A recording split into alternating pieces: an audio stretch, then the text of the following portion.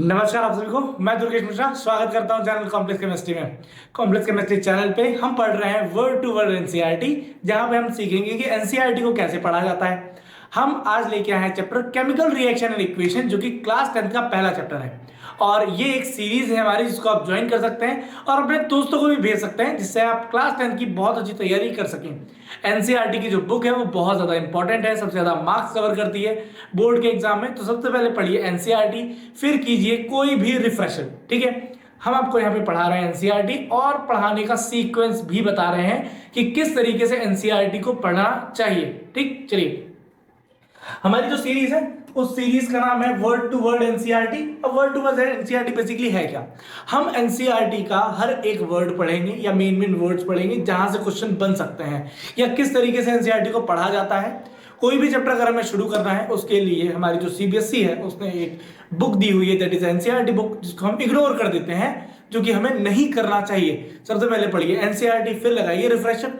बहुत आसान हो जाएगा सब कुछ, क्योंकि साल भर आप इस बुक को इग्नोर कर देते हैं और बाकी बहुत कुछ पढ़ते रहते हैं, बहुत सारे नोट्स लगाते रहते हैं। ये इसकी वीडियो भी मैं डिस्क्रिप्शन में डाल दे रहा हूं। उसमें हमने बहुत अच्छे से बताया है कि क्या कौन सी बुक जरूरी है और कैसे पढ़ना चाहिए। ठीक, एनसीईआरटी का इंपॉर्टेंस है। चलिए बहुत बढ़िया, हम आज लेके आए हैं chapter chemical reaction and equation. उससे पहले हम यहाँ पे कवर करने वाले हैं क्लास 10th और क्लास 12th की पूरी साइंस। क्लास 12th में हम पढ़ेंगे यहाँ पर केमिस्ट्री, और क्लास 10th की पूरी साइंस मतलब फिजिक्स, केमिस्ट्री, बायोलॉजी, तीनों चीज हम यहाँ पे पढ़ने वाले हैं। ये कुछ हमारे हैंडल्स हैं, यहाँ पे भी आप हमें ज्वाइन कर सकते हैं। डिस्क्रिप्शन में मैं लिंक दे दूंगा। हमारा एक टेलीग्राम चैनल है, उसको भी आप यहाँ से ज्वाइन कर सकते हैं। कॉम्प्लेक्स केमिस्ट्री नाम से यूट्यूब चैनल है, जिसमें आज आप हमें देख रहे हैं। और हमारे पास कॉम्प्लेक्स केमिस्ट्री नाम का भी एक इंस्टाग्राम पेज है, वहां पे भी आप हमें फॉलो कर सकते हैं। इन सब के डिस्क्रिप्शन आपको नीचे मिल जाएंगे। बहुत अच्छे अच्छे शॉर्ट्स, रील्स हमने वहां पे डाले हैं, आप देख सकते हैं। और ऑफलाइन सेंटर के भी अगर आपको एक रिक्वायरमेंट है, अगर आप भोपाल में रहते हैं तो आप वो भी कर सकते हैं। चलिए आज का जो चैप्टर है हमारे पास, that is chemical reaction and equation, वो आज हम यहाँ पे पढ़ेंगे। तो चलिए शुरू करते हैं। चलिए बहुत बढ़िया, हमारे पास जो पहला चैप्टर दिया हुआ है that is chemical reaction and equation. ठीक, चलिए क्या होता है केमिकल रिएक्शन? जब भी कोई दो केमिकल या दो से ज्यादा केमिकल या एक केमिकल रिएक्शन करता है, अपना बॉन्ड तोड़ता है, ठीक, मतलब पुराने बॉन्ड को तोड़ेगा और नए तरीके से बॉन्ड को बनाएगा। मतलब जो एटम्स पहले जिस तरीके से अरेंज थे, वो अपने आप को रीअरेंज करके एक नए फॉर्म में एक नया सब्सटेंस बनाएंगे। मतलब कुल मिला के हमारे पास एक सब्सटेंस है which is known as reactant. हमारे पास एक सब्सटेंस है रिएक्टेंट, वो रिएक्टेंट कन्वर्ट हो जा रहा है प्रोडक्ट में। मतलब एक सब्सटेंस है R, वो R सब्सटेंस P सब्सटेंस में कन्वर्ट हो जा रहा है। ठीक, चलिए ये जो R सब्सटेंस है ना, इसका एटॉमिक जो अरेंजमेंट है वो डिफरेंट है, और जो हमारे पास प्रोडक्ट है इसका एटॉमिक रीअरेंजमेंट अलग है। मतलब जैसे भी ये अरेंज था, उसका थोड़ा सा अरेंजमेंट चेंज करके एक प्रोडक्ट बन गया। मतलब हमारे पास एक है हाइड्रोजन गैस और एक है ऑक्सीजन गैस, ये दोनों ही आपस में रिएक्ट करके क्या बनाते हैं? Water, H2O। ठीक, अब हाइड्रोजन के बीच में बॉन्ड था, ऑक्सीजन के बीच में भी बॉन्ड था। इन्होंने क्या किया? अपने पुराने बॉन्ड्स को तोड़ दिया, और एक नए तरीके से एक नया बॉन्ड बनाया। ठीक, एक नए तरीके से क्या बनाया? एक नया सब्सटेंस बनाया। कैसे बनाया बेटा? उसने बनाया H2O, एक H यहाँ, एक H यहाँ। तो यहाँ पे अगर आप इसको बैलेंस करोगे तो बैलेंस कैसे किया जाए भाई? सुनो, हमारे पास यहाँ पे हाइड्रोजन 2 है, यहाँ ऑक्सीजन 1 है, यहाँ पे ऑक्सीजन 2 है तो यहाँ 2 लगा दिया। ऑक्सीजन कितना हो गया बेटा? 2 हो गया। और यहाँ पे हाइड्रोजन 4 हुआ तो ये बैलेंस कर दिया हमने। ठीक है, तो हमारे पास ये जो एटम है, इनके बॉन्ड टूट गए। टूटने के बाद इनने फिर से अपने आप को क्या कर लिया बेटा? रीअरेंज कर लिया। ठीक, तो ये क्या बन गया बेटा? वाटर बन गया। यहाँ पे क्या बन गया बेटा? ये वाटर बन गया। यहाँ 2 लगा लो, यहाँ 2 लगा देना। मतलब देख लो, पहले कैसे बॉन्ड थे? वो बॉन्ड्स आपस में टूट गए, टूटने के बाद उन्होंने एक नए तरीके से बॉन्ड को बना लिया है। तो इसको कहते हैं एटॉमिक रीअरेंजमेंट। तो केमिकल रिएक्शन में बेसिकली होता क्या है? केमिकल्स आपस में रिएक्ट करते हैं, रिएक्ट करने के बाद एक नया सब्सटेंस बनाते हैं। ठीक है, इस पूरी प्रोसेस को हम केमिकल रिएक्शन कहते हैं। केमिकल रिएक्शन में बेसिकली होता क्या है? रीअरेंजमेंट ऑफ एटम होता है। एटम्स पहले अलग तरीके से अरेंज होते हैं, बाद में अलग तरीके से अरेंज होते हैं। ठीक, चलिए होता क्या है? एक चीज और है, हमारे पास यहाँ पर ओल्ड बॉन्ड, जो ओल्ड बॉन्ड है बेटा, वो ओल्ड बॉन्ड ब्रेक हो जाता है, और न्यू बॉन्ड फॉर्म हो जाता है। न्यू जो बॉन्ड है वो बनने लग जाते हैं। तो ओल्ड बॉन्ड ब्रेक होता है, न्यू बॉन्ड क्या होने लगते हैं बेटा, फॉर्म होने लगते हैं। ठीक, चलिए बहुत बढ़िया। हमारे पास केमिकल रिएक्शन में न्यू बॉन्ड बनते हैं। जो पुराना सब्सटेंस होता है उसे हम रिएक्टेंट कहते हैं, जो पुराना सब्सटेंस होता है उसे हम रिएक्टेंट कहते हैं, और जो नया सब्सटेंस बनता है उसे हम क्या कहते हैं बेटा, प्रोडक्ट कहते हैं। ठीक, चलिए कुछ हमारे डेली लाइफ में भी कुछ केमिकल रिएक्शंस होती हैं, उसे भी हम जान लेते हैं। जैसे फॉर एग्जांपल सबसे पहले दिया हुआ है milk is left over the room temperature at the summer. Summer के टाइम पे, गर्मी के टाइम पे अगर रूम टेम्परेचर पे ही दूध को ऐसे ही छोड़ दिया जाए बिना गर्म किए हुए, तो वो किस में कन्वर्ट हो जाएगा बेटा, वो कर्ड में कन्वर्ट हो जाएगा। तो जो मिल्क है, मिल्क के अंदर क्या होता है बेटा, मिल्क के अंदर प्रेजेंट होता है लैक्टोज। वो मिल्क के अंदर का जो लैक्टोज है वो एंजाइम के प्रेजेंस में किस में कन्वर्ट हो जाता है बेटा, वो लैक्टिक एसिड में कन्वर्ट हो जाता है और बना लेता है कर्ड। क्या बनाता है बेटा, कर्ड बना लेता है। मतलब मिल्क के अंदर का जो लैक्टोज है वो लैक्टोज लैक्टिक एसिड में कन्वर्ट होता है, मतलब मिल्क कर्ड में कन्वर्ट हो जाता है। तो it is also a kind of chemical reaction. ठीक, चलिए बहुत बढ़िया। यहाँ पे आयरन है, तवा है, पेन है, नील है, किसके बेटा, लोहे के हैं। ठीक है, लोहे का तवा, पेन, ये सब। अगर मैं इसको ह्यूमिड एटमॉस्फेयर में छोड़ दूं तो क्या होगा, जब भी मैं इसको ह्यूमिड एटमॉस्फेयर में छोड़ूंगा तो यहाँ पे रस्टिंग ऑफ आयरन हो जाएगा। मतलब जो आयरन है उसके ऊपर एक ऑक्साइड का लेयर लग जाएगा जिसे हम रस्टिंग ऑफ आयरन कहते हैं। ठीक, चलिए ग्रेप्स गेट फर्मेंटेड। ग्रेप्स का फर्मेंटेशन, मतलब ग्रेप्स के अंदर क्या होता है बेटा, ग्लूकोज होता है। वो ग्लूकोज से क्या किसमें कन्वर्ट हो जाता है, अल्कोहल में कन्वर्ट हो जाता है। ये भी एंजाइम के प्रेजेंस में होता है। तो मतलब what is fermentation, fermentation is a process in which alcohol is form. क्या बनता है बेटा, उसमें अल्कोहल बनता है, अल्कोहल का फॉर्मेशन होता है। किससे होता है बेटा, ग्लूकोज से। तो ग्लूकोज हमारे पास किसके अंदर है, ग्रेप्स के अंदर ग्लूकोज प्रेजेंट है। चलिए बहुत बढ़िया। खाने का पकना, फूड इज कुक्ड, इसमें भी एक प्रकार का केमिकल रिएक्शन है। यहाँ पे food get digested in our body, हमारे बॉडी में ना ढेर सारे एंजाइम्स होते हैं। ठीक है, बायोलॉजिकल कैटलिस्ट कहते हैं ना, मतलब जो खाने को पचा दे, एंजाइम्स उन्हें कहा जाता है। एक प्रकार का प्रोटीन सब्सटेंस होता है, वो खाने को पचाने के लिए काम में आता है। तो फूड डाइजेस्ट होता है, वो भी एक प्रकार का क्या है बेटा, केमिकल रिएक्शन है। फूड भी जो डाइजेस्ट हो रहा है ना, उस प्रोसेस को भी हम क्या कहते हैं बेटा, it's a kind of chemical reaction. We respire, जो फूड से एनर्जी बनती है, जो फूड से क्या बनती है बेटा, एनर्जी बनती है, वो भी एक प्रकार का केमिकल रिएक्शन। रेस्पिरेशन आपने पढ़ा होगा बचपन में। Respiration is a process in which, जिसमें कि हम खाने से एनर्जी बनाते हैं, energy get form, energy form होती है। ठीक, यहाँ पर एक चीज और है, मतलब यहाँ पे मैं आपको समझाता हूं। चलिए, ये जो हाइड्रोजन है ना बेटा, ये गैस है। Hydrogen is a gas, oxygen is also a gas. ये जो दोनों गैसेस हैं ये आपस में मिलके एक लिक्विड सब्सटेंस बनाते हैं। जो हाइड्रोजन हाइड्रोजन गैसेस हैं, ये गैसेस आपस में मिलके एक नया लिक्विड सब्सटेंस बना रहे हैं। मतलब इसका फिजिकल प्रॉपर्टी अलग है, इसका फिजिकल प्रॉपर्टी अलग है। मतलब रिएक्टेंट्स की फिजिकल प्रॉपर्टी अलग हो सकती है, और जो प्रोडक्ट बन रहा है उनकी फिजिकल प्रॉपर्टी भी क्या होगी बेटा, अलग होगी। कहने का मतलब ये है कि जो हमारे पास किसी भी केमिकल रिएक्शन में जो भी सब्सटेंस है उनकी फिजिकल प्रॉपर्टी चेंज हो जाती है, और साथ में चेंज होती है केमिकल प्रॉपर्टी। मतलब कैसे, हाइड्रोजन जो है हाईली फ्लेमेबल गैस है, बहुत जल्दी जल जाती है। ऑक्सीजन के प्रेजेंस में भी चीजें जलती हैं, लेकिन जो हमारा H2O है, ठीक है, ये चीजों को बुझा देता है। मतलब इसकी केमिकल प्रॉपर्टी क्या हो गई, चेंज हो गई। तो कहने का मतलब ये है तो केमिकल रिएक्शन के अंदर क्या क्या चीजें होती हैं, केमिकल रिएक्शंस के अंदर बेटा क्या क्या चीजें होती हैं वो समझ लेते हैं। ठीक है, अब यहां समझो केमिकल रिएक्शन के अंदर क्या क्या चीजें होती हैं। पहला होता है बेटा rearrangement of atom, rearrangement of atom होता है पहला। दूसरा क्या होता है,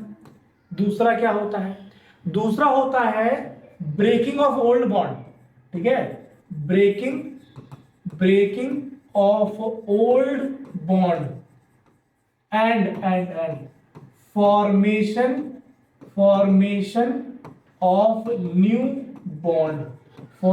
ऑफ न्यू बॉन्ड। ठीक, चलिए इसके बाद आखिरी में क्या होता है बेटा, जो सब्सटेंस होता है उसकी फिजिकल और केमिकल प्रॉपर्टी चेंज हो जाती है। मतलब जो रिएक्टेंट है उसकी फिजिकल केमिकल प्रॉपर्टी डिफरेंट होती है प्रोडक्ट के फिजिकल केमिकल प्रॉपर्टी से। मतलब new physical and chemical property obtain, ये तीन चीजें हमारे पास होती हैं। ठीक है, कितनी चीजें होती है बेटा, तीन चीजें होती है। मतलब फिजिकल और केमिकल प्रॉपर्टी दोनों क्या आती है बेटा, नई आती है। आइए ये जो पूरी चीजें हमने पढ़ी है ना, इनको कुछ एक्टिविटीज के थ्रू हम समझते हैं। ठीक है, यहाँ पे एक चीज पढ़ लेते हैं पहले। देखिए, जो भी नेचर है, जो भी आइडेंटिटी है, वो जो इनिशियली मतलब रिएक्टेंट की जो भी आइडेंटिटी या नेचर है वो डिफरेंट हो जाता है जब भी वो प्रोडक्ट बनता है, वो चेंज हो जाती है। ठीक है, जब भी कोई केमिकल चेंज आता है तो उसे हम केमिकल रिएक्शन कहते हैं। ठीक, चलिए आगे बढ़ते हैं।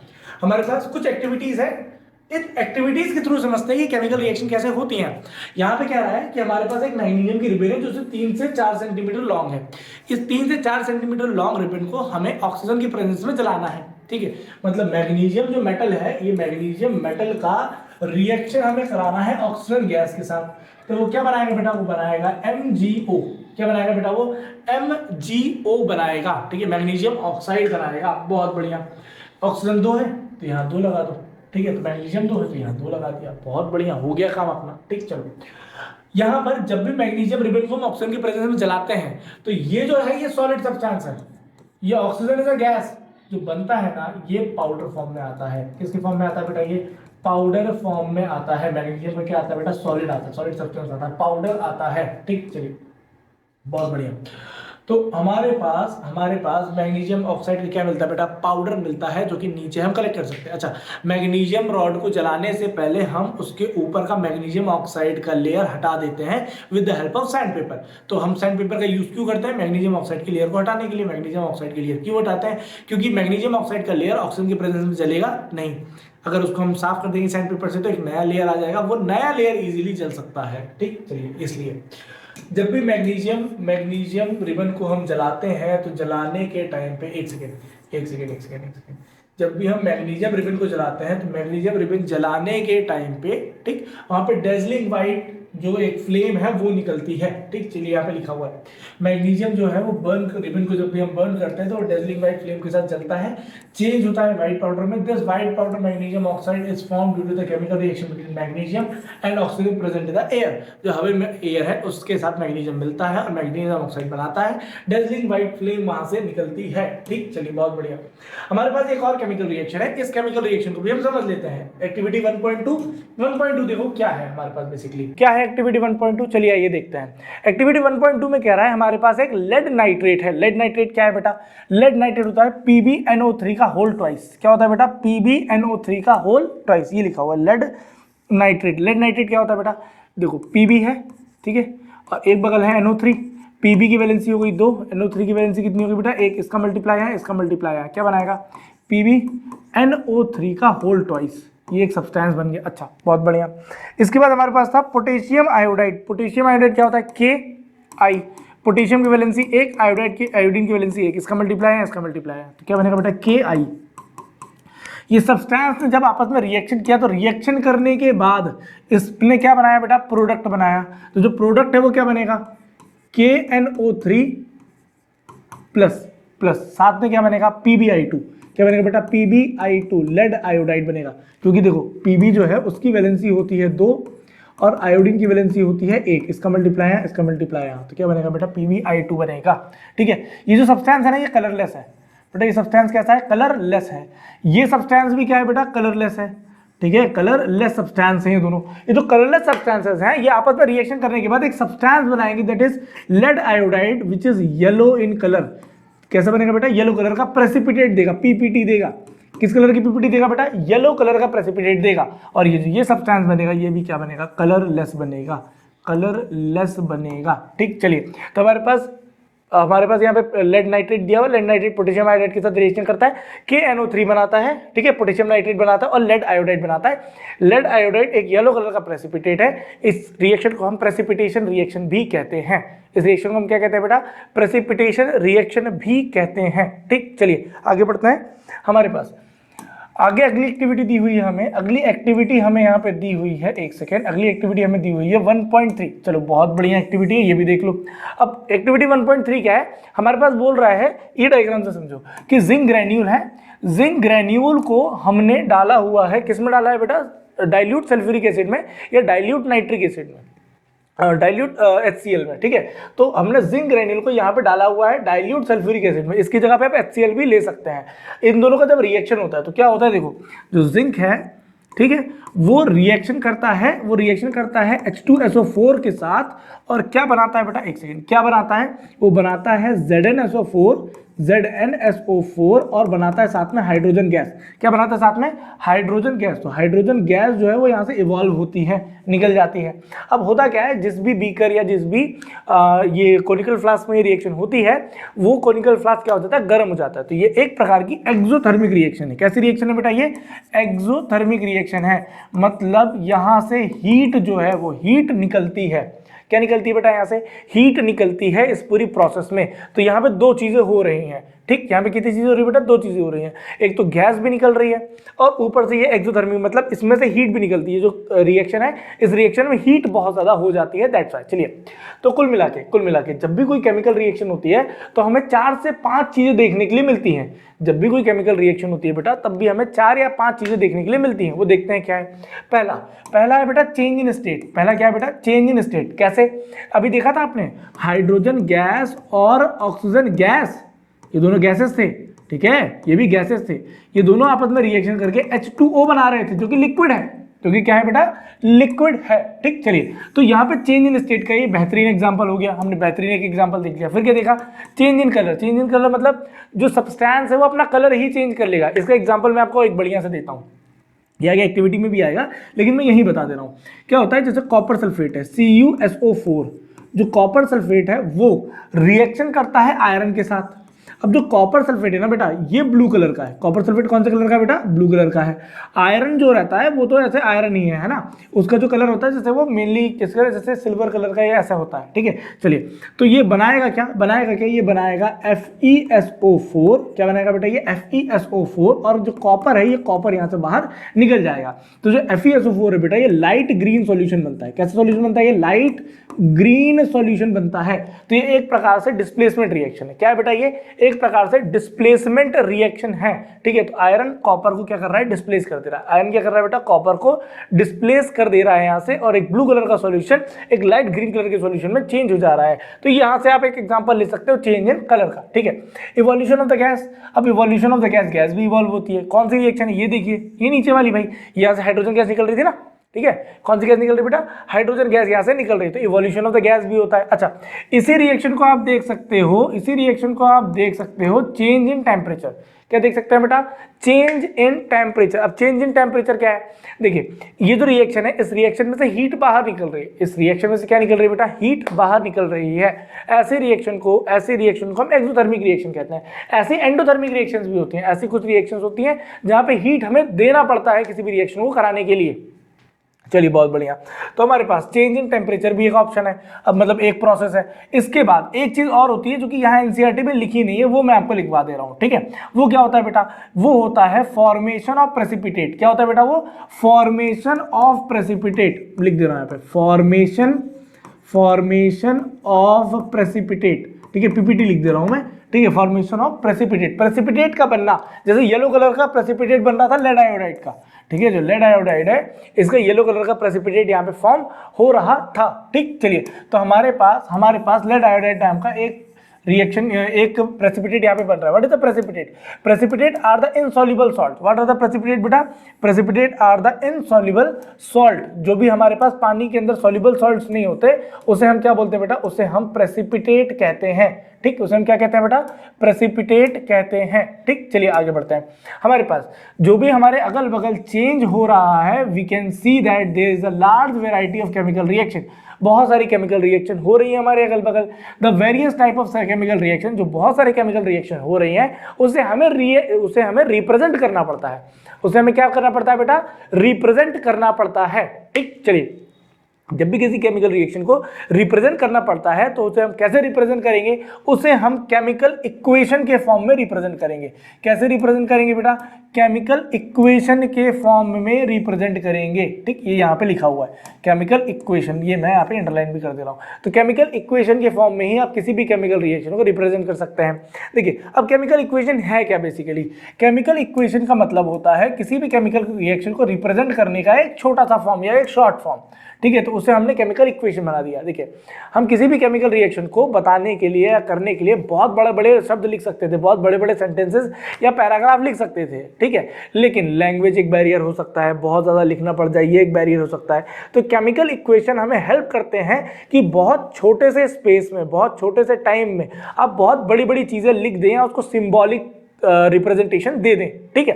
इसीलिए केमिकल इक्वेशन का इजाद किया गया, ठीक है। तो केमिकल इक्वेशन के लिए पहले हमें पढ़ने पड़ते हैं सिंबल। तो मेटल के सिंबल या जो भी एलिमेंट है उनके क्या सिंबल होते हैं, या नॉन मेटल है उनके सिंबल क्या आते हैं, जो मेटलॉइड्स होते हैं उनके सिंबल क्या होते हैं, ये पूरा हमने 9th क्लास में पढ़ लिया था, ठीक है। जैसे सोडियम है उसको Na से दिखाते हैं, हाइड्रोजन को H से दिखाते हैं, पोटेशियम को K से दिखाते हैं, कॉपर को Cu से दिखाते हैं, कोबाल्ट को CO से रिप्रेजेंट करते हैं। तो ये एक प्रकार का रिप्रेजेंटेशन है सारे मेटल का सिंबल है, ठीक। चलिए बहुत बढ़िया। तो हमारे पास यहाँ पे दिया हुआ है केमिकल इक्वेशन। तो हम ऐसे बहुत बड़ा बड़ा डिस्क्रिप्शन भी लिख सकते थे, ठीक है, लेकिन हमने वो डिस्क्रिप्शन नहीं अपनाया। उसके अलावा उसके एवज में हमने सिंबॉलिक रिप्रेजेंटेशन यहाँ पे अपना लिए। तो सिंपल वर्ड इक्वेशन हमने यहाँ पे अपना ली, ठीक है। चलिए तो जैसे एक केमिकल रिएक्शन को लिखना तो पहले उसको हम वर्ड के फॉर्म में भी लिख सकते हैं कि जैसे एक मैग्नीशियम है वो ऑक्सीजन से रिएक्शन करके मैग्नीशियम ऑक्साइड बनाएगा, ठीक है। तो जो भी लेफ्ट साइड में होगा, मतलब जो भी लेफ्ट हैंड साइड होगा वो सब रिएक्टेंट होंगे, और जो भी राइट हैंड साइड होगा RHS, राइट हैंड साइड जो भी होगा वो सारे के सारे क्या होंगे बेटा, प्रोडक्ट होंगे, ठीक। तो ये लेफ्ट हैंड साइड वाले सारे रिएक्टेंट हैं, राइट हैंड साइड वाले सारे क्या है बेटा, प्रोडक्ट है, ठीक। चलिए अब द सब्सटेंस दैट अंडरगो, ऐसा कोई भी सब्सटेंस जो जाता है आगे चल के ऐसे रिएक्शन करता है, कुल मिला के जो सब्सटेंस आगे से केमिकल रिएक्शन कर रहा है उसे हम रिएक्टेंट कहते हैं। जैसे कि हमारे पास यहाँ पर मैग्नीशियम और ऑक्सीजन है, ठीक है। जो रिएक्ट होके बनता है, जो नया सब्सटेंस बनता है उसे हम क्या बोलते हैं, प्रोडक्ट। जैसे कि मैग्नीशियम ऑक्साइड का जो पाउडर बन रहा है वो, ठीक है। जो रिएक्टेंट होता है वो हमेशा लेफ्ट साइड में होता है, जो रिएक्टेंट होता है वो हमेशा कहाँ होता है बेटा, लेफ्ट साइड में होता है। और अगर उसमें कोई भी सब्सटेंस आपको ऐड करना है तो आप प्लस लगाना पड़ता है। जैसे for example magnesium plus reaction कर रहा है ऑक्सीजन के साथ और बना रहा है MgO, बहुत छोटी सी बात है, इतना कोई ज़्यादा डीप में है भी नहीं, ठीक है। चलिए उसके बीच में आपको प्लस लगाना पड़ता है। और ऐसे ही जो प्रोडक्ट होता है वो हम राइट हैंड पे लिखते हैं और उसके बीच में भी हम क्या लगाते हैं बेटा, प्लस का साइन लगाते हैं, ठीक है। चलो बहुत बढ़िया। और बीच में हम एक एरो लगा देते हैं, जो एरो हेड होता है वो पॉइंट टुवर्ड द प्रोडक्ट होता है, जो एरो का हेड होता है वो पॉइंट कहाँ करता है बेटा, एरो पॉइंट करता है प्रोडक्ट की तरफ, ठीक। चलिए बहुत बढ़िया। अब आगे पढ़ते हैं। केमिकल इक्वेशन को बेसिकली हम लिखते कैसे हैं ये थोड़ा सा समझ लेते हैं। चलिए राइटिंग अ केमिकल इक्वेशन, एक केमिकल इक्वेशन को किस तरीके से लिखा जाता है वो यहाँ समझ लेते हैं। हमारे पास केमिकल इक्वेशन दो टाइप की होती है, एक होता है बैलेंस्ड और एक होता है अनबैलेंस्ड। अब बैलेंस्ड और अनबैलेंस्ड क्या है सर, ये समझा दीजिए। देखो बेटा बैलेंस क्या होता है, अगर ये जो आपके पास एरो हेड है ना, ये एरो हेड कहाँ लगा है, प्रोडक्ट की तरफ लगा है, तो ये रिएक्टेंट है, ये प्रोडक्ट है। तो रिएक्टेंट और प्रोडक्ट के नंबर ऑफ एटम क्या होने चाहिए, हमेशा सेम होने चाहिए। अगर हमारे पास रिएक्टेंट और प्रोडक्ट के नंबर ऑफ एटम अगर हमेशा सेम है, ठीक, तब तो वो बैलेंस इक्वेशन कहलाएगी। अगर वो सेम नहीं है तो बैलेंस इक्वेशन नहीं कहलाएगी, ठीक। तो ये जो रिएक्टेंट है, ये रिएक्टेंट है, ये प्रोडक्ट है, ये रिएक्टेंट और ये क्या है बेटा, प्रोडक्ट है। रिएक्टेंट के नंबर ऑफ एटम प्रोडक्ट के नंबर ऑफ एटम से मैच करने चाहिए। मतलब सुनो, ऐसा है कि जो मैग्नीशियम है अगर वो ऑक्सीजन के साथ रिएक्शन कर रहा है तो बना रहा है MgO, ठीक।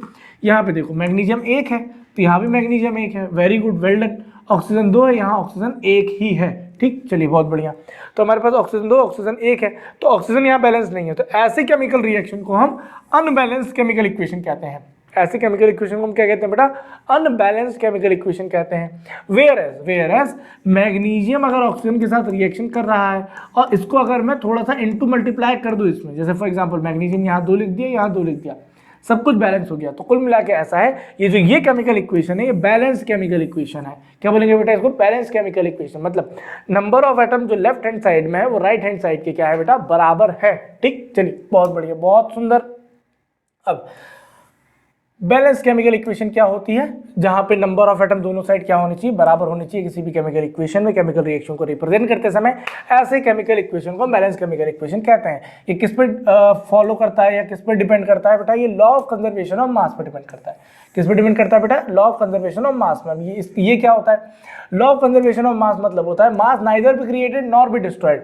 ना मास को क्रिएट किया जा सकता है, ना मास को डिस्ट्रॉय किया जा सकता है, बस वो एक फॉर्म से दूसरे फॉर्म में कन्वर्ट हो जाता है, ठीक, वो एक फॉर्म से किस में कन्वर्ट हो जाता है बेटा, दूसरे फॉर्म में कन्वर्ट हो जाता है। ठीक, चलिए, तो मतलब रिएक्टेंट और प्रोडक्ट का मास हमेशा क्या रहेगा, बराबर रहेगा। एक हमारे पास केमिकल इक्वेशन है, ये नहीं दिख रही हो तो मैं फिर से लिख देता हूँ, थोड़ा कलर चेंज कर लूँ, बहुत देर से एक ही से लिख रहा हूँ।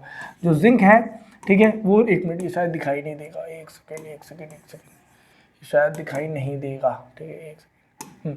जो जिंक है वो रिएक्शन कर रहा है हमारे पास H2SO4 के साथ, सल्फ्यूरिक एसिड के साथ रिएक्शन कर रहा है, तो क्या बनाएगा बेटा, ZnSO4 और बनाएगा हाइड्रोजन गैस।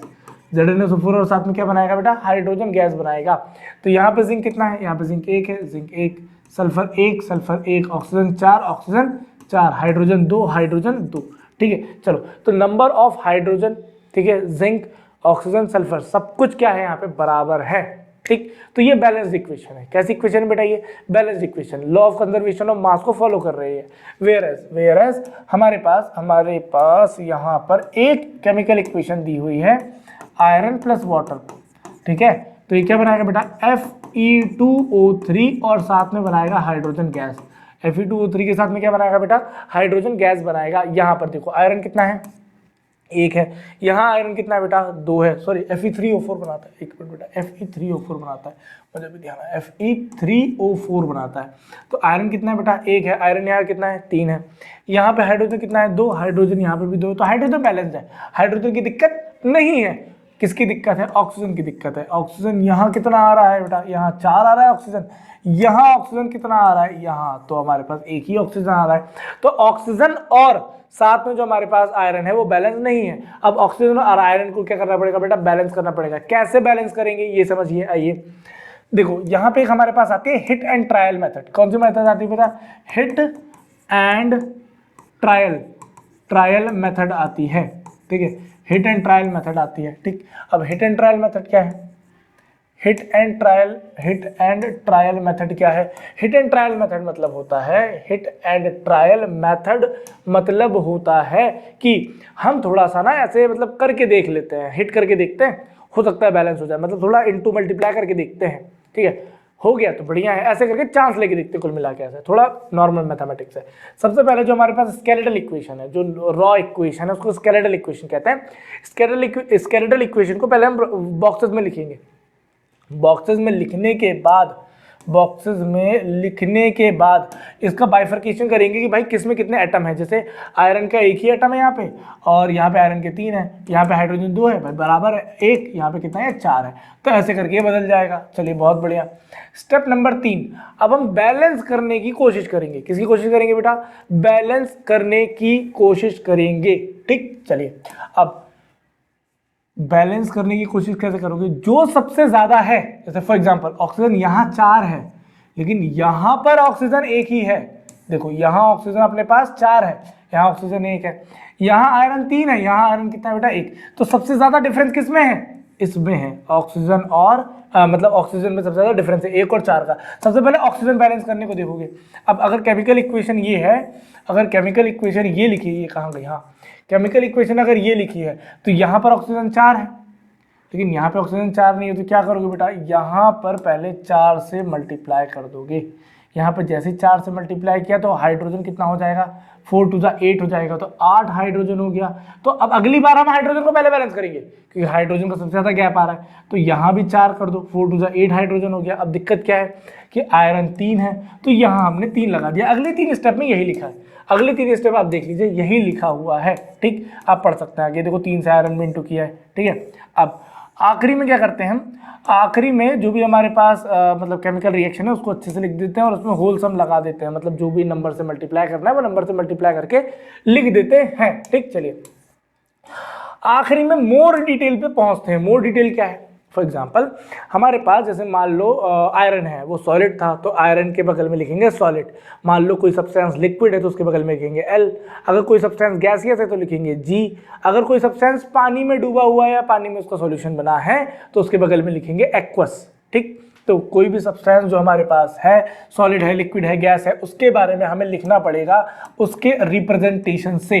ठीक है, अगर कोई सब्सटेंस गैसियस है तो G लिखेंगे, लिक्विड है तो L, एक्वस है तो AQ, सॉलिड है तो S।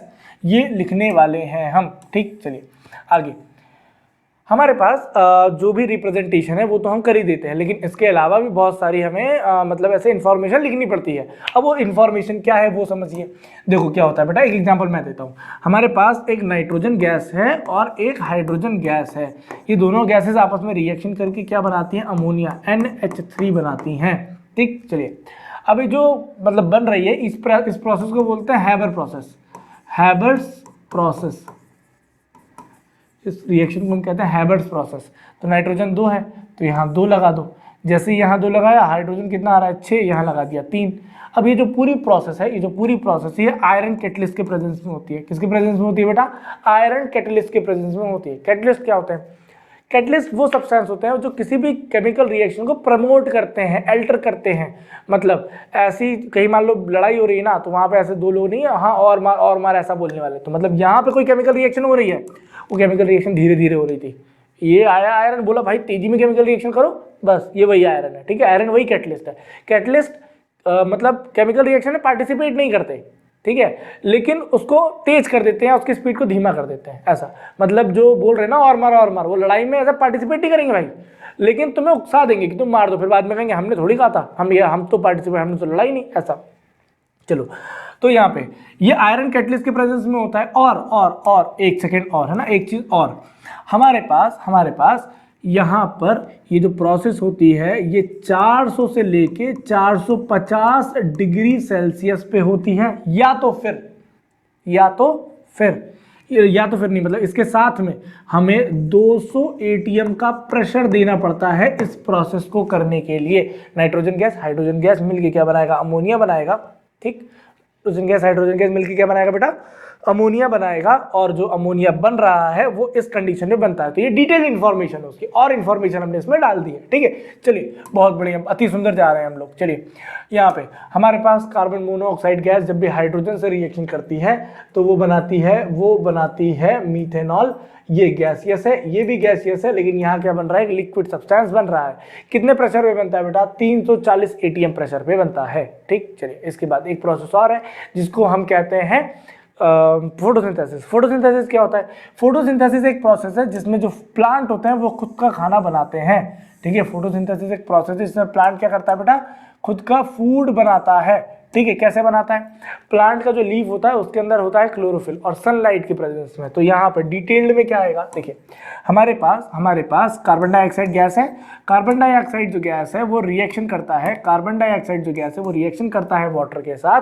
ठीक है, कहाँ रिएक्शन करता है बेटा, वो रिएक्शन करता है लीफ में। लीफ में क्या होता है, क्लोरोफिल। और डे लाइट में, डे लाइट मतलब डे में कौन सी लाइट होती है, सनलाइट होती है। सनलाइट के प्रेजेंस में बनाता है ग्लूकोज, वाटर और ऑक्सीजन गैस बनाता है। ठीक, चलिए ये प्रोसेस हो गई फोटोसिंथेसिस। चलिए आगे बढ़ते हैं, ये कुछ क्वेश्चंस है, पहले हम ये क्वेश्चंस करते हैं, ठीक, फिर आगे बढ़ेंगे, क्योंकि एनसीईआरटी में क्वेश्चंस करना बहुत ज्यादा इंपॉर्टेंट है। सबसे पहले मैग्नीशियम जो रिबन है, पहले उसको हम क्यों घिसते हैं, क्यों, इसलिए क्योंकि मैग्नीशियम ऑक्साइड का लेयर हम निकाल सकें, ताकि मैग्नीशियम रिबन को हम बर्न कर सकें ऑक्सीजन की प्रेजेंस में। ठीक, चलिए नेक्स्ट क्या बोला है, जो भी बैलेंस इक्वेशन है उसमें हाइड्रोजन और क्लोरीन, हाइड्रोजन गैस और क्लोरीन गैस आपस में रिएक्शन करके बनाता है HCl, और आगे लगा देते हैं 2।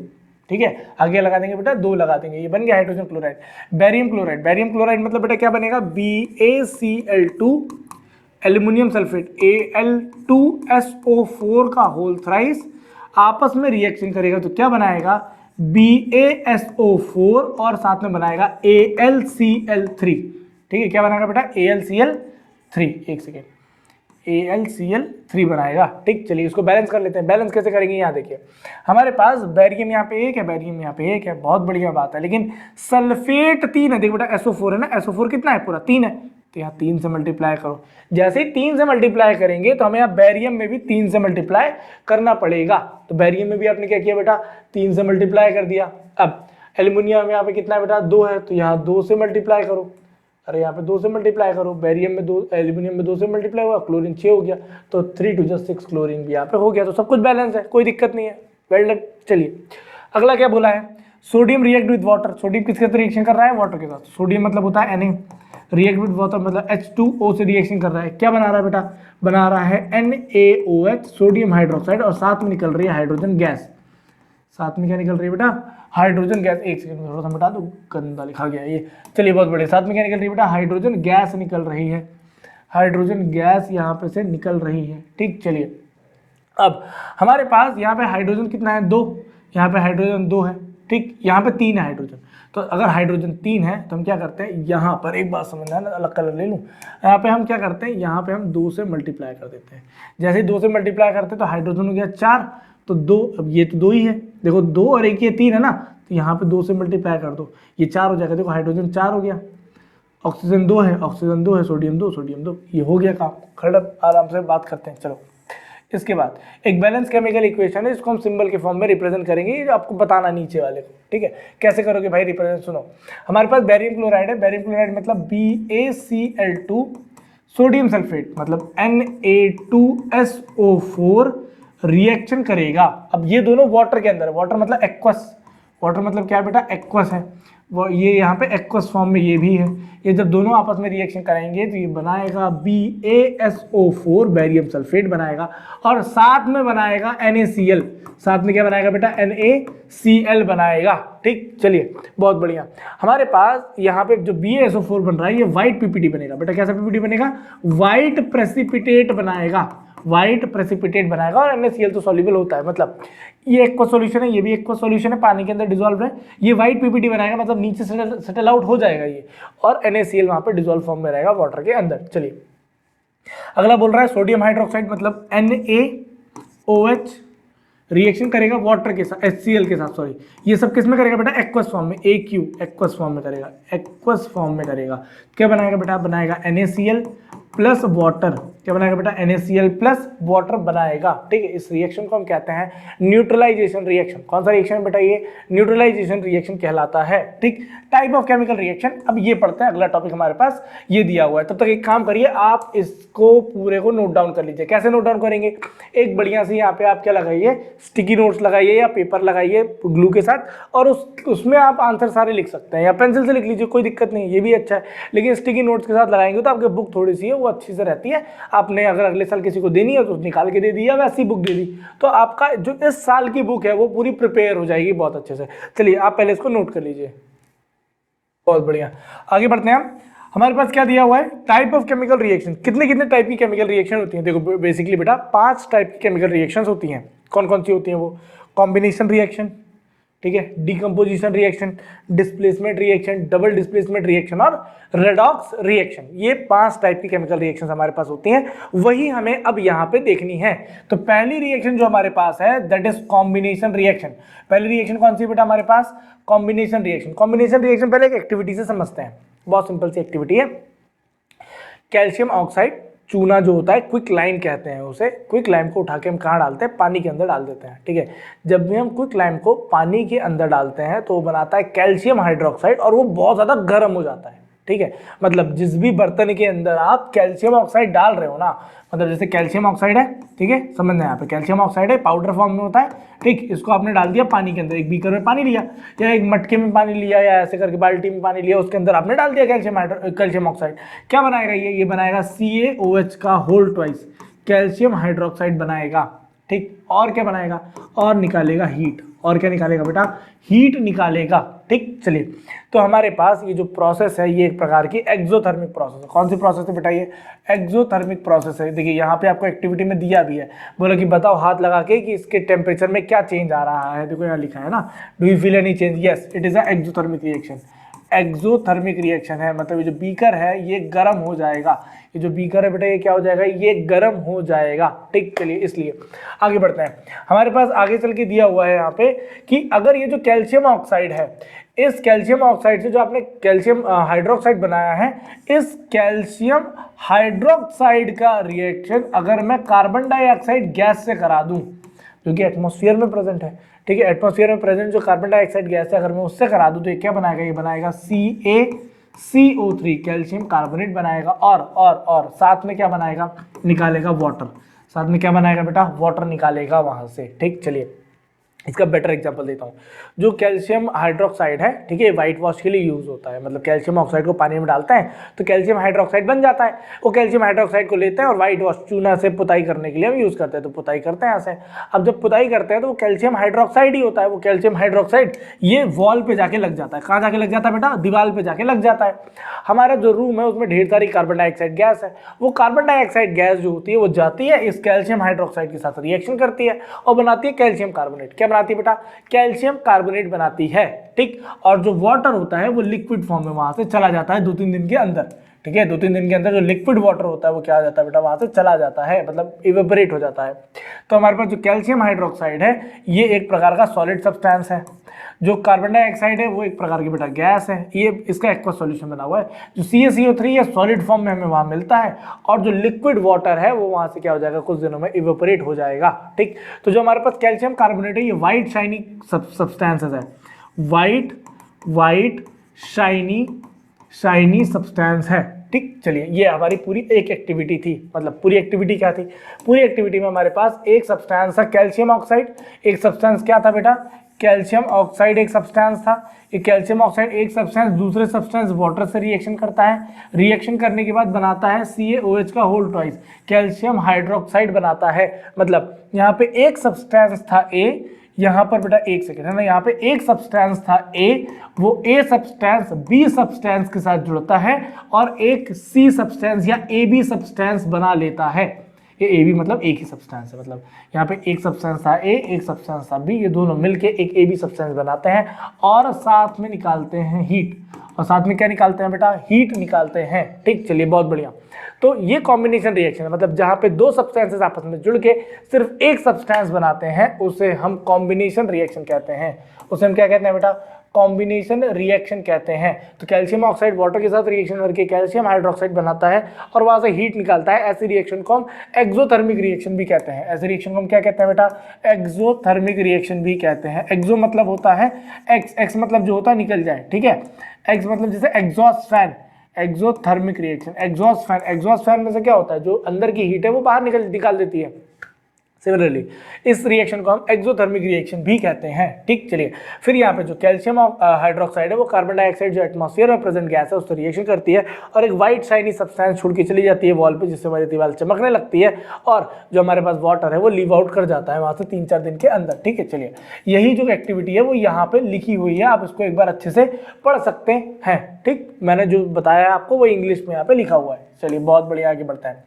कुछ और भी हमारे पास रिएक्शंस है, कॉम्बिनेशन रिएक्शन, जिसको हमें पढ़ना चाहिए, है ना। जैसे कि फॉर एग्जांपल कार्बन जो है सब्सटेंस, कोयला जो है वो अगर ऑक्सीजन के प्रेजेंस में बर्न होता है तो बनाता है कार्बन डाइऑक्साइड गैस। क्या बनाता है बेटा? कार्बन डाइऑक्साइड गैस बनाता है, ठीक। ये सॉलिड सब्सटेंस है, ठीक है। एक सेकेंड, ये सॉलिड सब्सटेंस है, ये गैस है, ठीक है। ये मिलके क्या बना रहा है? गैसियस सब्सटेंस बनाता है, ठीक। चलिए, आगे बढ़ते हैं। हमारे पास वाटर का फॉर्मेशन क्या है? हाइड्रोजन गैस ऑक्सीजन गैस आपस में मिलके वाटर बनाते हैं। तो ये गैस है, ये लिक्विड है, ठीक है। ऐसा ये सॉलिड है, ये गैस है, ये आखिरी में क्या बन रहा है? गैसियस बन रहा है। तो ऐसा फिक्स नहीं होता है कि गैस मिलके लिक्विड बना देंगे, लिक्विड मिलके सॉलिड ही बना देंगे। कोई भी सब्सटेंस बन सकता है, ऐसी कोई जरूरी नहीं है, ठीक है। डिपेंड करता है उसकी फिजिकल और केमिकल प्रॉपर्टी पे। मतलब दो या दो से ज़्यादा चीज़ें जब भी आपस में मिलेंगे और एक सब्सटेंस बनाएंगे उसे हम कॉम्बिनेशन रिएक्शन कहते हैं। उसे हम क्या कहते हैं बेटा? कॉम्बिनेशन रिएक्शन कहते हैं। एक सेकंड रुकना बेटा, उसे हम क्या बोलते हैं बेटा? कॉम्बिनेशन रिएक्शन कहते हैं, ठीक।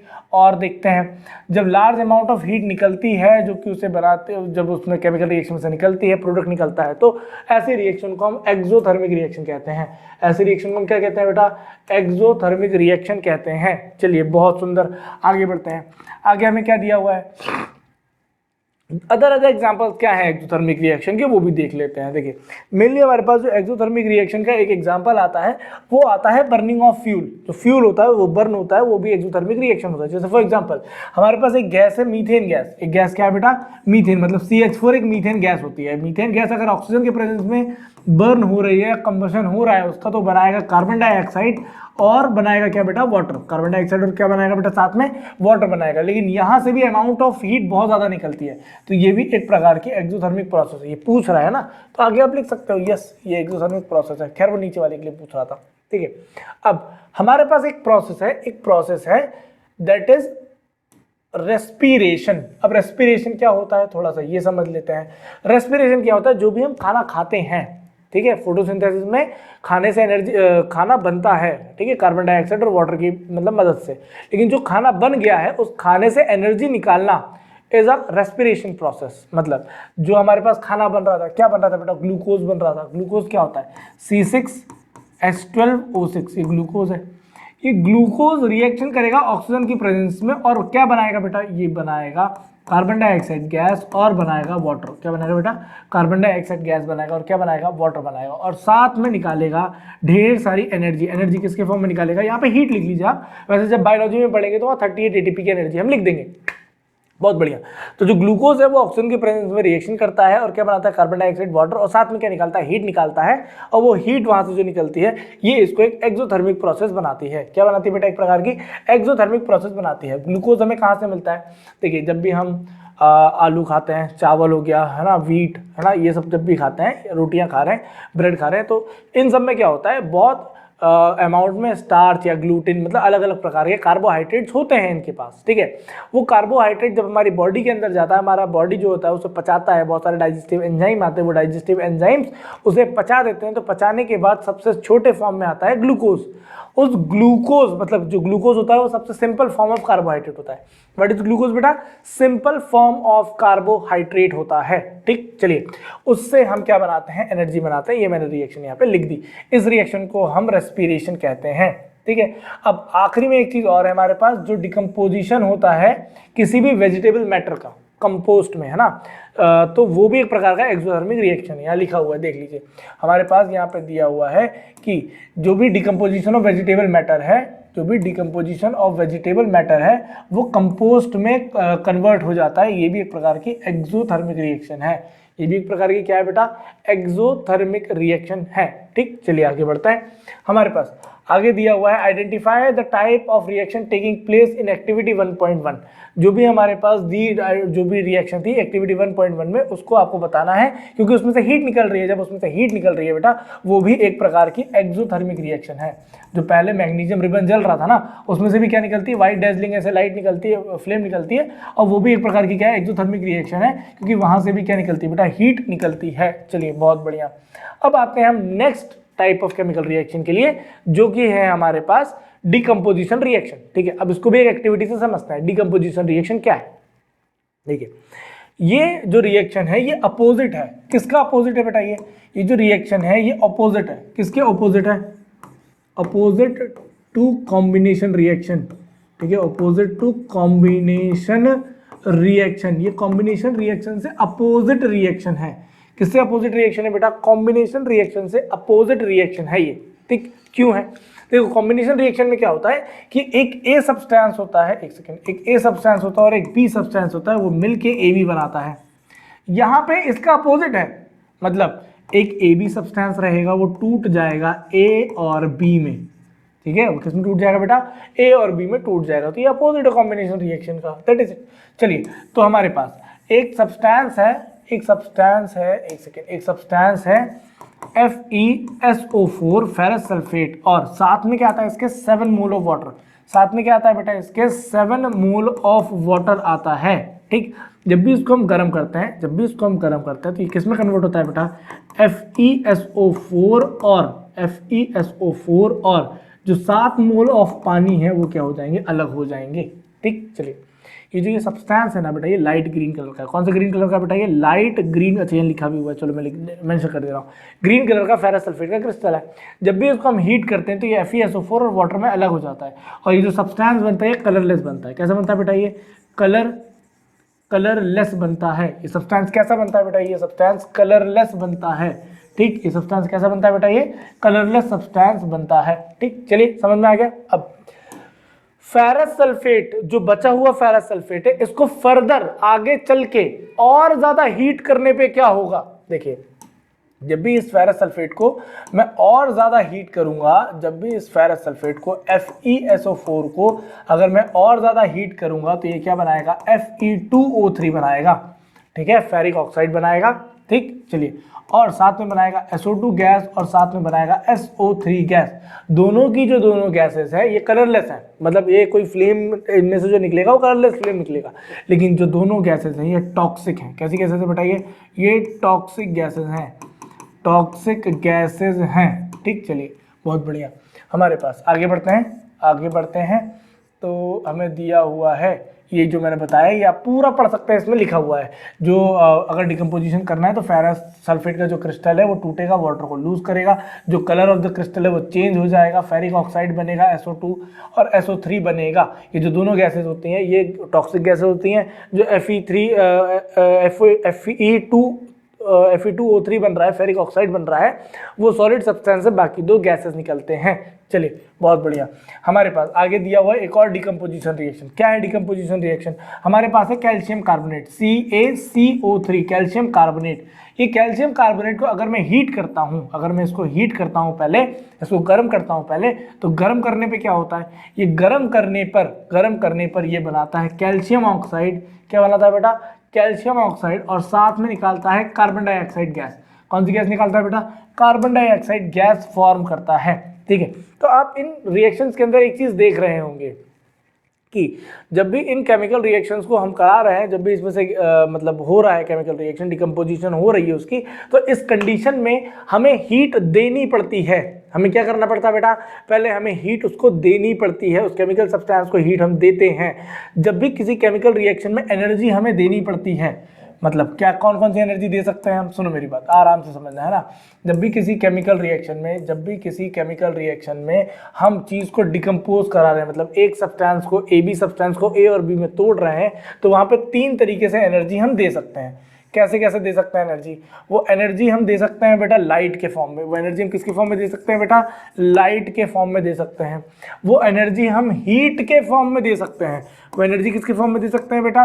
हीट के फॉर्म में दे सकते हैं। और वो एनर्जी हम इलेक्ट्रिसिटी के फॉर्म में दे सकते हैं। ठीक है, वो एनर्जी हम किसके फॉर्म में दे सकते हैं बेटा? इलेक्ट्रिसिटी के फॉर्म में दे सकते हैं। तो जो भी हमारे पास डिकम्पोजिशन रिएक्शन है वो तीन चीज़ों के प्रेजेंस में होती है। जो भी चीज़ हमारे पास डिकम्पोज हो रही है वो तीन चीज़ों के प्रेजेंस में हो सकती है। लाइट, हीट और इलेक्ट्रिसिटी किसके प्रेजेंस में हो सकती है बेटा? लाइट, हीट एंड इलेक्ट्रिसिटी के प्रेजेंस में होती है। ठीक है, डिकम्पोजिशन इन तीनों चीज़ों के प्रेजेंस में ही हो सकता है। ठीक, चलिए, तो जब भी कोई डिकम्पोजिशन ठीक है हीट के प्रेजेंस में होगा उसे हम थर्मल डिकम्पोजिशन कहते हैं। जब भी कोई डिकम्पोजिशन हीट के प्रेजेंस में होगा, ऐसे डिकम्पोजिशन को हम थर्मल डिकम्पोजिशन कहते हैं। हीटिंग से जो भी डिकम्पोजिशन हो रहा है, ऐसे डिकम्पोजिशन को हम थर्मल डिकम्पोजिशन रिएक्शन कहते हैं। ठीक, चलिए, समझ में आ गया होगा मेरे ख्याल में। आगे चल के हमें एक चीज और दे रहा है, वो एक एक्टिविटी करने के लिए और बोल रहा है। ठीक, चलिए, हमारे पास इनने दिया हुआ है लेड नाइट्रेट। ठीक है, लेड नाइट्रेट एक वाइट कलर का पाउडर है। लेड नाइट्रेट कैसा है बेटा? वाइट कलर का पाउडर है। जब भी लेड नाइट्रेट को हम हीट करते हैं, जब भी लेड नाइट्रेट को हम क्या करते हैं बेटा? ये हीट करते हैं। ये जो रिएक्शन देख रहे हो ना, ये वाली, हाँ ये वाली, जब भी हम लेड नाइट्रेट को हीट करते हैं तो वहाँ पे बनाता है लेड ऑक्साइड। क्या बनता है बेटा? लेड ऑक्साइड, मतलब लेड नाइट्रेट Pb, ठीक है, NO3 लेड नाइट्रेट हो गया। और NO3 का भी क्या आएगा बेटा? होल ट्वाइस आएगा। ठीक है, जब भी लेड नाइट्रेट को हम हीट करते हैं तो ये क्या बनाता है? लेड ऑक्साइड PbO बनाता है। क्या बनाता है बेटा? PbO बनाता है। साथ में क्या बनाता है? साथ में बनाता है NO3 गैस। कौन सी गैस बनाता है बेटा? NO2 गैस बनाता है। NO3 तो नाइट्रेट आयन हो गया ना, मैं भी क्या लिख रहा हूँ, NO2 गैस बनाता है। और साथ में क्या निकालेगा? Oxygen gas. साथ में क्या निकालेगा बेटा? ऑक्सीजन गैस निकालेगा। ठीक, चलिए, अभी इसको हमें बैलेंस करना है। अभी हमने इसको बैलेंस किया नहीं है, अभी इसको हमें बैलेंस करना है। ठीक है, चलिए, तो बैलेंस कर लीजिएगा। लेकिन यहाँ पे हमारे पास एक नाइट्रस गैस निकल रही है NO2, ठीक है, नाइट्रोजन ऑक्साइड गैस निकल रही है, और हमारे पास एक क्या निकल रहा है? यहाँ पे ऑक्सीजन गैस निकल रहा है।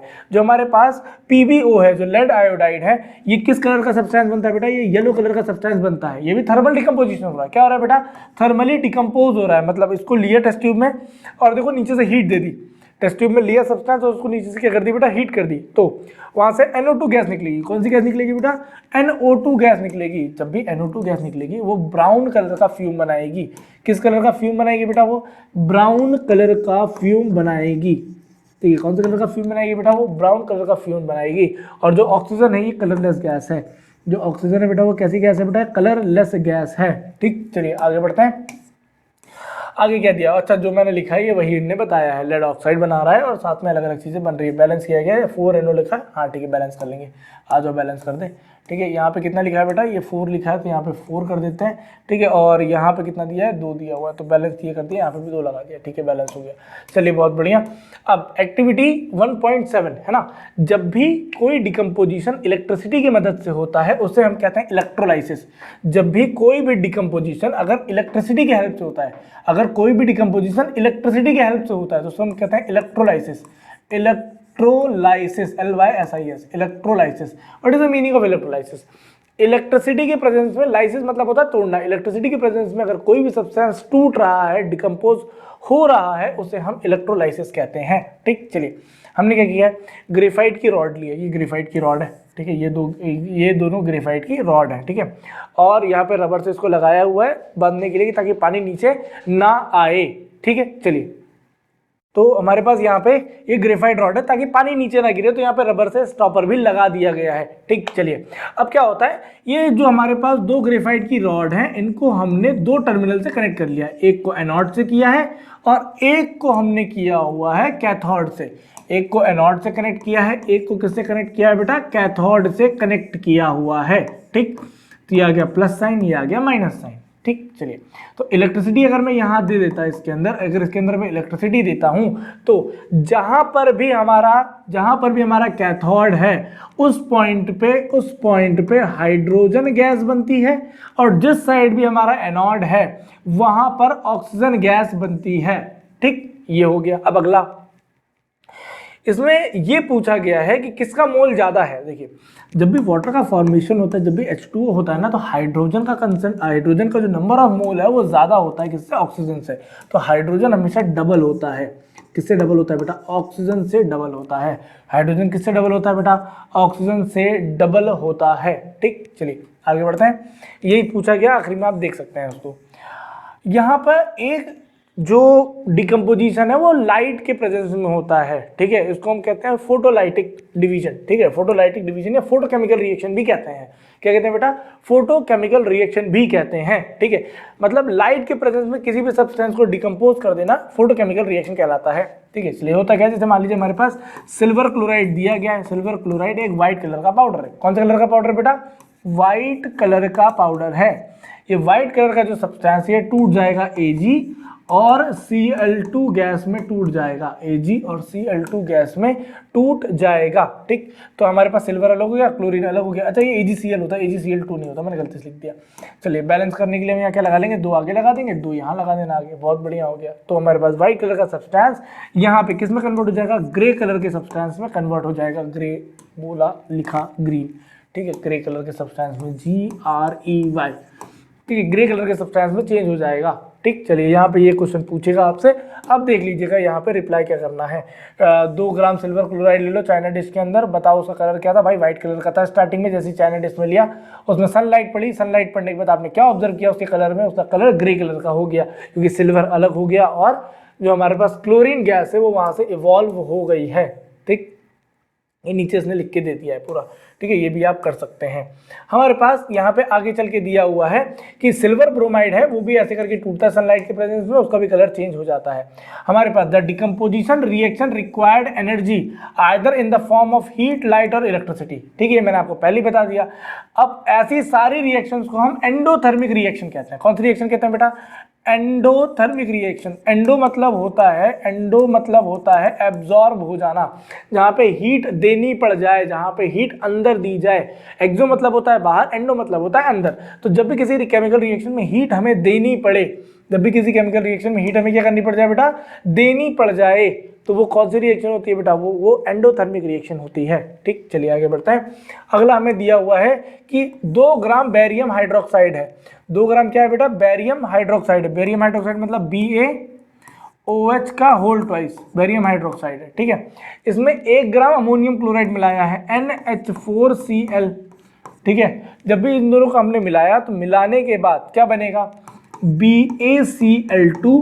क्या बनेगा बेटा, BaCl2 और साथ में क्या बनेगा, NH4OH। क्या बनेगा बेटा, NH4OH। ठीक है, चलिए क्लोरीन यहाँ पे कितना है 2 है तो यहाँ 2 लगा दो। NH4 कितना है 2 है तो यहाँ बेटा 2 लगा दिया।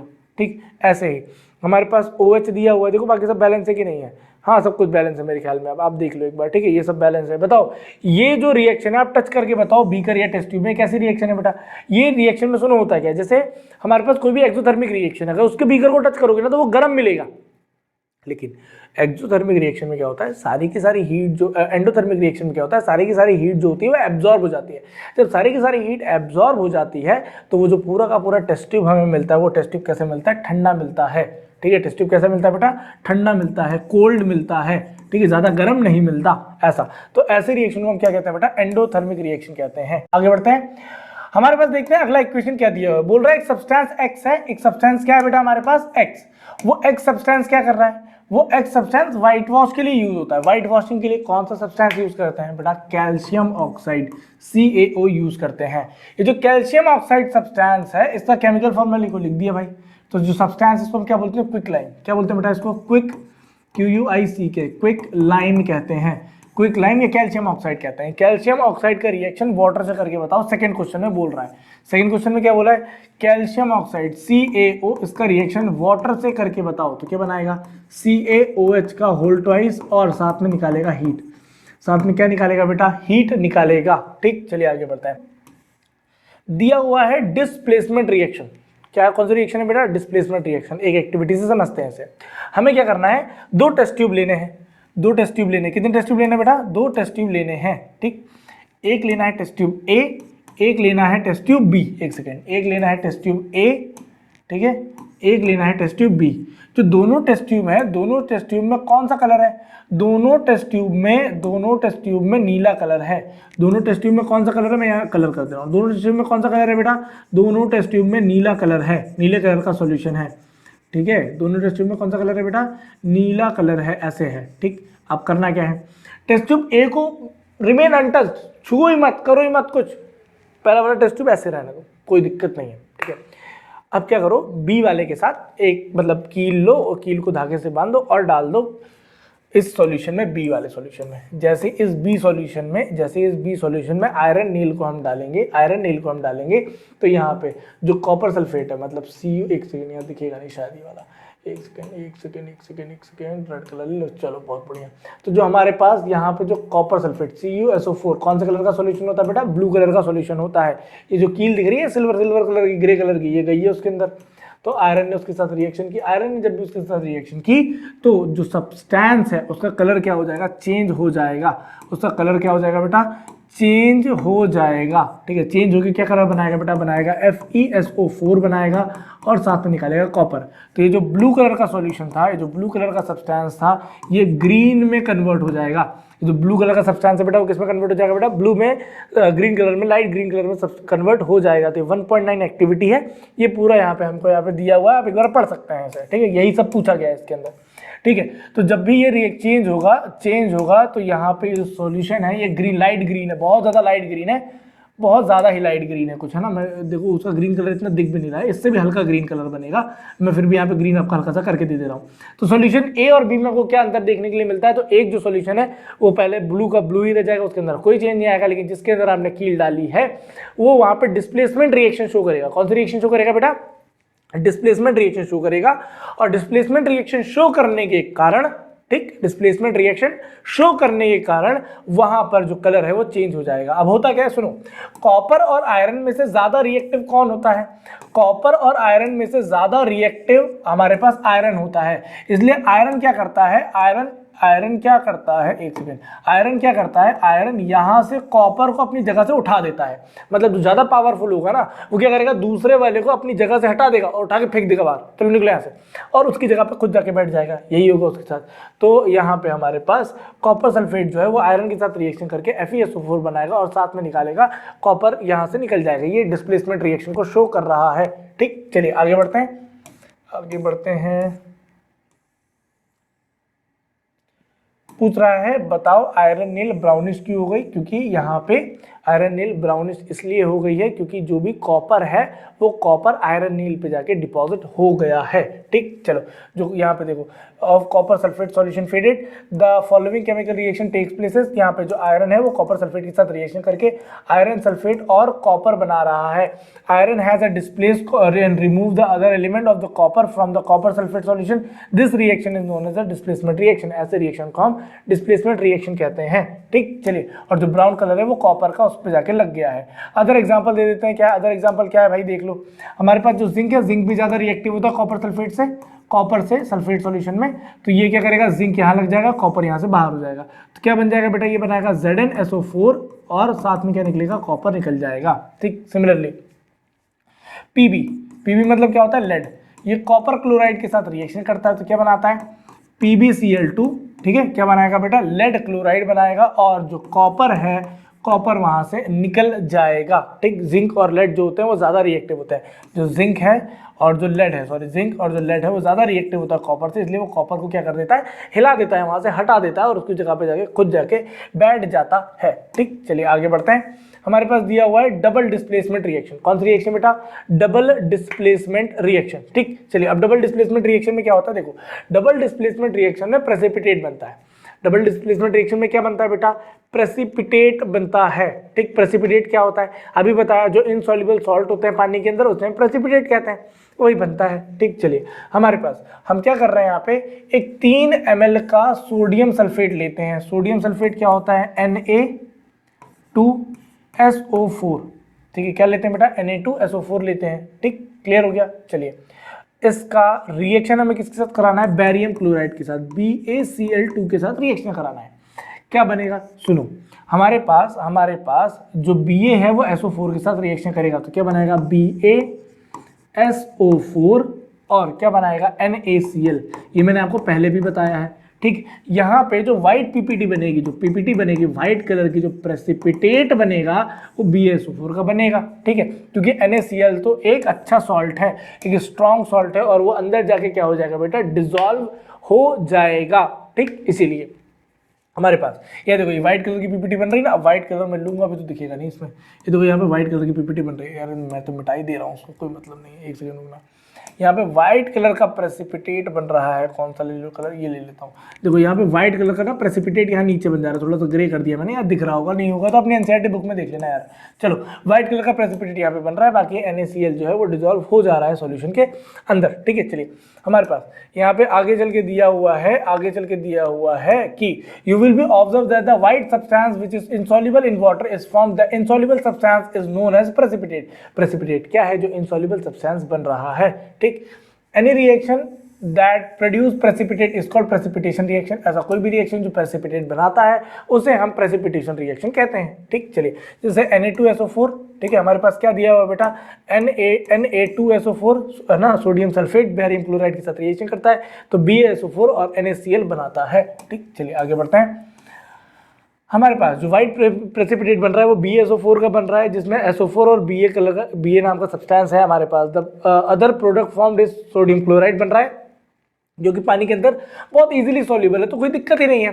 Such reaction in which precipitate is form, ऐसा कोई भी रिएक्शन जहाँ पे प्रेसिपिटेट फॉर्म होता है उसे प्रेसिपिटेशन रिएक्शन कहते हैं। और what is the double displacement reaction, double displacement reaction में आयन का एक्सचेंज होता है। आयन का क्या होता है बेटा, एक्सचेंज होता है, एक्सचेंज ऑफ आयन होता है, आयन्स आपस में एक्सचेंज हो जाते हैं। मतलब फॉर एग्जाम्पल अगर हमारे पास ऊपर वाली रिएक्शन को देखा जाए, तो यहाँ पे जो Na है इसने अपना सल्फेट आयन छोड़ा और क्लोराइड आयन के साथ जाके बैठ गया, और यहाँ पे बैरियम ने अपना क्लोराइड आयन छोड़ा और सल्फेट आयन के साथ आके बैठ गया। बस exchange of ion. What is the double displacement reaction, there is a exchange of ion. ठीक, चलिए बहुत बढ़िया, आगे बढ़ते हैं। रिकॉल द एक्टिविटी 1.2 एक्टिविटी जहां पे हमने रिएक्शन कराई थी। ठीक है, वो वाली रिएक्शन को आपको याद करना है। ठीक, क्या किया था वहाँ पे बेटा, लेड नाइट्रेट अभी इससे सबसे पहले स्टार्टिंग में वही लिखा था, मैं चला जाऊंगा ऐसे करके सरका लूंगा, ठीक है। लेड नाइट्रेट, नहीं तो आप वीडियो को पॉज करके ऐसे पीछे भी जा सकते हो, देख लेना। लेड नाइट्रेट रिएक्शन कर रहा है पोटेशियम आयोडाइड के साथ, ठीक है। लेड नाइट्रेट पोटेशियम आयोडाइड के साथ रिएक्शन कर रहा है, तो क्या बनाता बेटा, लेड आयोडाइड बनाता था। लेड आयोडाइड कौन से कलर का था बेटा, लेड आयोडाइड येलो कलर का था। लेड आयोडाइड कौन से कलर का था बेटा, येलो कलर का था। लेड आयोडाइड मतलब PbI2, लेड आयोडाइड बन रहा था और वो येलो कलर का था। Is it also double displacement reaction, yes, ये भी डबल डिस्प्लेसमेंट रिएक्शन है, क्योंकि वहां पे भी एक्सचेंज ऑफ आयन हो रहा था कंपाउंड्स के बीच में, ठीक। चलिए नेक्स्ट दिया हुआ है oxidation reduction, redox reaction. Redox मतलब क्या हो जाएगा, लाल बैल नहीं होता इसका मतलब। रेड ऑक्स मतलब होता है जहां पे रिडक्शन और ऑक्सीडेशन दोनों साथ में हो, उसे हम रेडॉक्स रिएक्शन कहते हैं, ठीक। जहां पे ऑक्सीडेशन और रिडक्शन दोनों साथ में हो, ऐसी केमिकल रिएक्शन को हम रेडॉक्स रिएक्शन कहते हैं। बहुत सुंदर, लाजवाब, आगे बढ़ता है। क्या दिया हुआ है हमारे पास, देखिए एक्टिविटी 1.1 कह रही है कि हमारे पास एक चाइना डिश में हमने कॉपर लिया थोड़ा सा, ये ब्राउन कलर का सब्सटेंस कॉपर है। ये जो ब्राउन कलर का सब्सटेंस कॉपर है, ये कॉपर जो है इसको ऐसे रखना है, रखने के बाद उसको नीचे से आग लगा देनी है, ठीक है। अब जैसे उसको आग लगाएंगे तो कॉपर को हमने हीट किया, जब भी हीट करते हैं किसी भी चीज़ को वो ऑक्सीजन के प्रेजेंस में होती है। तो जो कॉपर है अगर उसको हम ऑक्सीजन के प्रेजेंस में हीट करते हैं तो बनाते हैं CuO, सॉरी उल्टा के लिए मैंने तो अनाप शनाप भी लिख दिया, ठीक है। क्या बनाते हैं बेटा, CuO, कॉपर ऑक्साइड बनाते हैं। क्या बनाते हैं बेटा, कॉपर ऑक्साइड बनाते हैं। तो ऑक्सीजन 2 है, ठीक है, यहाँ 2 लगाना है तो 2 लगा दीजिए, यहाँ लगाना है 2, यहाँ 2 लगा दीजिए, हो गया। अब हमारे पास जो भी कॉपर ऑक्साइड है, अगर इसका रिएक्शन मैं हाइड्रोजन गैस से कराऊं, मतलब कॉपर ऑक्साइड का रिएक्शन अगर मैं हाइड्रोजन गैस के साथ कराऊं तो वो क्या बनाएगा, वो बनाएगा कॉपर और वाटर साथ में। क्या बनाएगा बेटा, कॉपर और वाटर बनाएगा साथ में। तो हमारे पास कॉपर ऑक्साइड, एक सेकेंड यार क्या नाटक है ये, ठीक है। जो हमारे पास कॉपर ऑक्साइड है, इसका रिएक्शन अगर मैं हाइड्रोजन से कराऊं तो ये क्या बनाएगा, कॉपर अलग हो जाएगा और H2O वाटर बना लेगा, ठीक है। सुनिए, किसी भी केमिकल सब्सटेंस के में अगर आप ऑक्सीजन ऐड करते हैं, उस पूरी प्रोसेस को हम ऑक्सीडेशन कहते हैं, ठीक है। व्हाट इज ऑक्सीडेशन, अगर किसी भी एलिमेंट या सब्सटेंस में अगर ऑक्सीजन ऐड हो जा रहा है, ऐसी केमिकल रिएक्शन को हम ऑक्सीडेशन कहते हैं। ऐसी केमिकल रिएक्शन को हम क्या बोलते हैं बेटा, ऑक्सीडेशन कहते हैं, ठीक, समझ में आ गया। अच्छा, किसी भी केमिकल सब्सटेंस में अगर मैं हाइड्रोजन ऐड कर दे रहा हूं, ऐसी केमिकल रिएक्शन को मैं रिडक्शन कहता हूं। ऐसी केमिकल रिएक्शन को हम रिडक्शन कहते हैं, या ऐसी केमिकल रिएक्शन रिडक्शन रिएक्शन होती है। मतलब किसी भी केमिकल में अगर मैं ऑक्सीजन ऐड कर दे रहा हूं तो ऑक्सीडेशन है, किसी भी केमिकल सब्सटेंस में अगर मैं हाइड्रोजन ऐड कर दे रहा हूं तो वो रिडक्शन है, ठीक, सिंपल, बहुत बढ़िया। अब एक चीज और, ठीक है, जिस भी सब्सटेंस में, एक सेकेंड है बेटा, जिस भी सब्सटेंस में ऑक्सीजन ऐड हो रहा है, इस सब्सटेंस का ऑक्सीडेशन हो गया। इस सब्सटेंस का क्या हो गया बेटा, ऑक्सीडेशन हो गया, ठीक। और किसी भी केमिकल सब्सटेंस में मैंने हाइड्रोजन ऐड कर दिया, इस सब्सटेंस का रिडक्शन हो गया। इस सब्सटेंस का क्या हो गया बेटा, रिडक्शन हो गया, ठीक है, समझ में आया। व्हाट इज ऑक्सीडेशन, अगर किसी भी चीज में मैं अगर ऑक्सीजन ऐड कर दूं किसी भी सब्सटेंस के अंदर, इस केमिकल रिएक्शन को हम ऑक्सीडेशन कहते हैं, ठीक है। और जैसे फॉर एग्जांपल कॉपर जो है वो कॉपर में ऑक्सीजन ऐड हो गया तो कॉपर जो है ना वो ऑक्सीडाइज हो गया। कॉपर क्या हो गया बेटा, ऑक्सीडाइज हो गया है, DIZE, ऑक्सीडाइज हो गया है। और जैसे हाइड्रोजन मैंने ऐड कर दिया ऑक्सीजन में तो ये रिडक्शन प्रोसेस है, और जो हमारा ऑक्सीजन है वो रिड्यूस हो गया है। ऑक्सीजन है वो क्या हो गया बेटा, रिड्यूस हो गया है, ठीक, समझ में आया। तो व्हाट इज ऑक्सीडेशन, किसी भी सब्सटेंस के अगर मैं अंदर ऑक्सीजन ऐड कर दूं तो वो ऑक्सीडेशन है। किसी भी सब्सटेंस के अंदर अगर मैं हाइड्रोजन ऐड कर दूं तो वो उसका रिडक्शन है। एक चीज और समझते हैं, ठीक। ये तो आप लिख लीजिएगा, जो मैंने लिखा था ना अभी तक, पॉज करके बीच में एक बार लिख लीजिएगा। मैं बहुत दूर भी एक बार खड़ा हुआ हूँ, बीच में देख लीजिएगा आप अपने हिसाब से, वीडियो पॉज करके एक बार उसको आप उसके स्क्रीनशॉट लेके उसको लिख भी सकते हैं, ठीक। चलिए, बहुत बढ़िया। अब कुल मिला के व्हाट इज ऑक्सीडेशन, थोड़ी सी जगह देख लूँ मैं, चलो नीचे मिलेगी, हाँ यहाँ मिल तो रही है, चलो यहाँ पे जगह है, मैं लिख देता हूँ, ठीक है। तो किसी भी चीज़ में अगर मैं एडिशन और कहूँ ऐसा कि एडिशन ऑफ ऑक्सीजन, ये है ऑक्सीडेशन, ठीक है।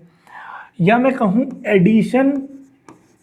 एडिशन ऑफ हाइड्रोजन,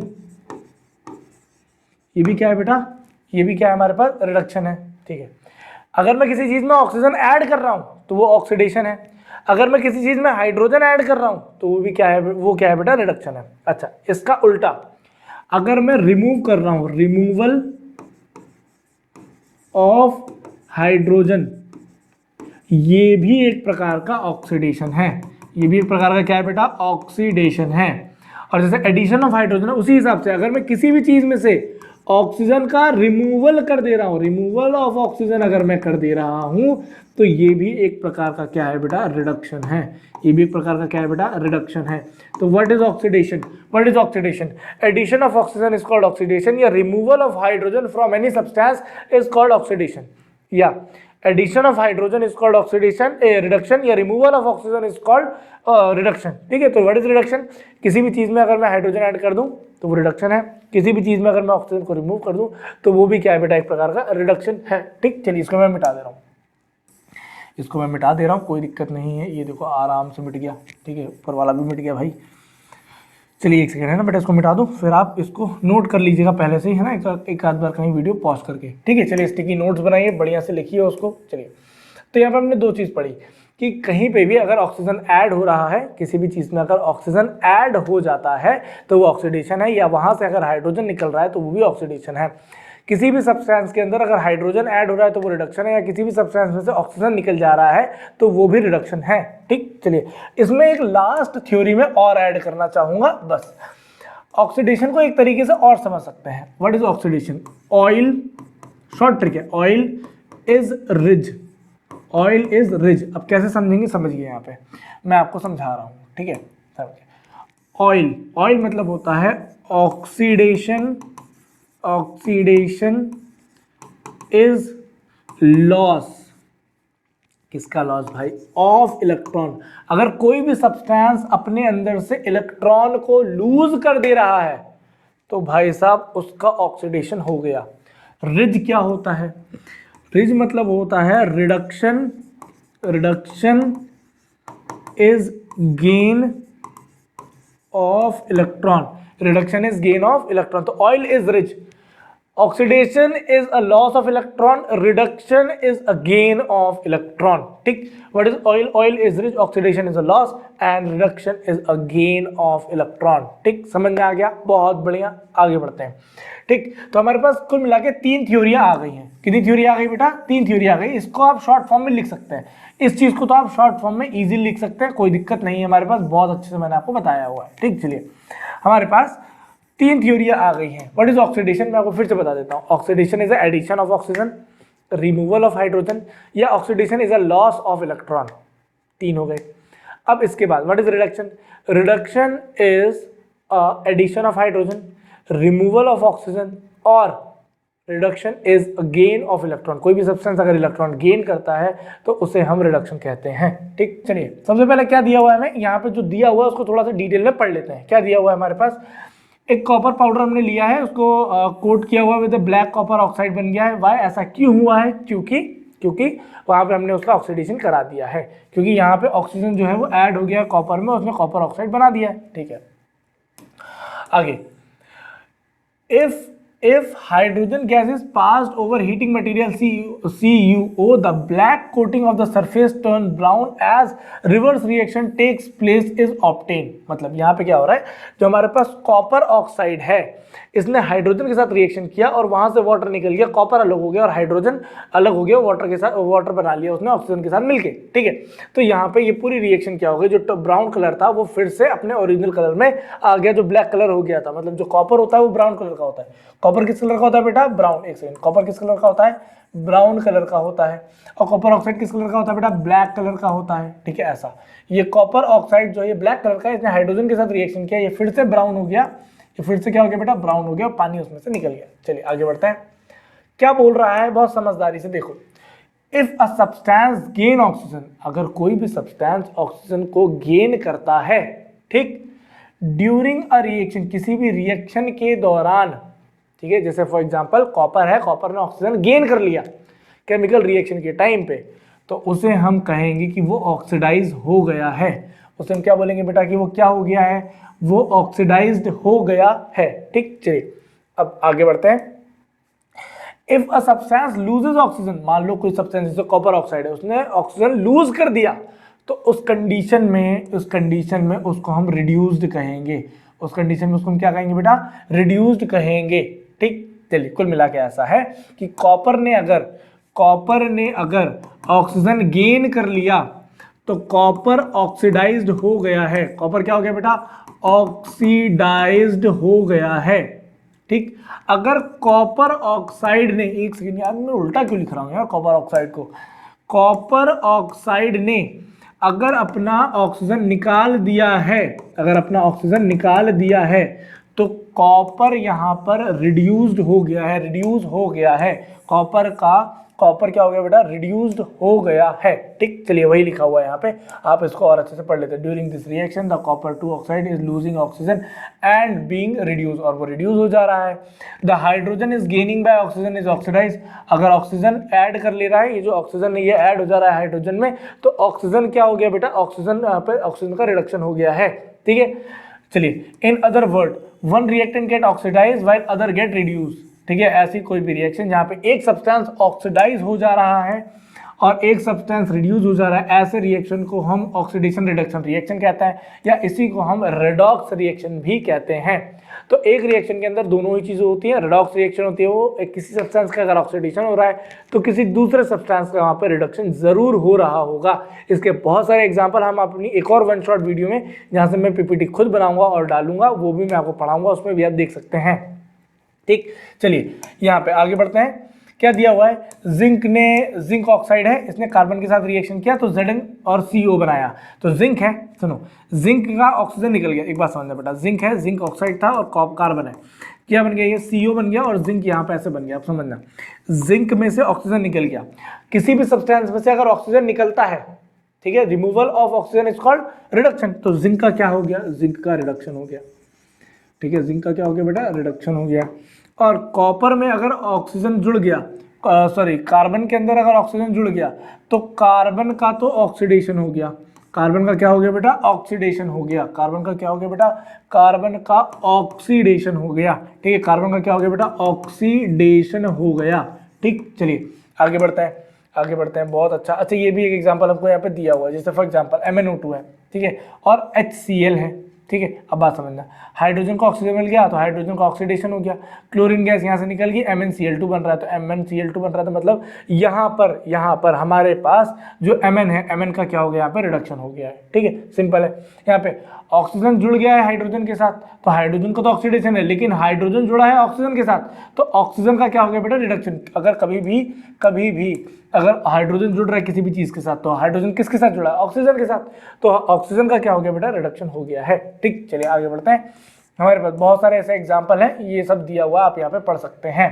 ठीक, चलिए अब डेली लाइफ में हमारे पास जो ऑक्सीडेशन है उसको किस तरीके से हमने देखा है, क्या इल इफेक्ट है उस ऑक्सीडेशन के हमारे डेली लाइफ में। ठीक है, जो कोरोजन है वो एक फेनोमेना है, ठीक है, जो कि एक प्रकार से इल इफेक्ट है। किसका इल इफेक्ट है, ऑक्सीडेशन का इल इफेक्ट है। कोई भी जो मेटल है वो एटमॉस्फेयर में जब ह्यूमिडिटी और जब भी उसको मॉइस्चर मिलता है तो उसके प्रेजेंस में, ठीक है, जो हमारे पास केमिकल सब्सटेंस या जो भी मेटल है वो मेटल ऑक्साइड में कन्वर्ट हो जाता है। मतलब जो मेटल है, एक सेकेंड ना, जो भी हमारे पास मेटल है वो ऑक्सीजन से रिएक्शन करके या मॉइस्चर से रिएक्शन करके मेटल ऑक्साइड में कन्वर्ट हो जाता है। किसमें कन्वर्ट होता है बेटा, मेटल ऑक्साइड में कन्वर्ट हो जाता है।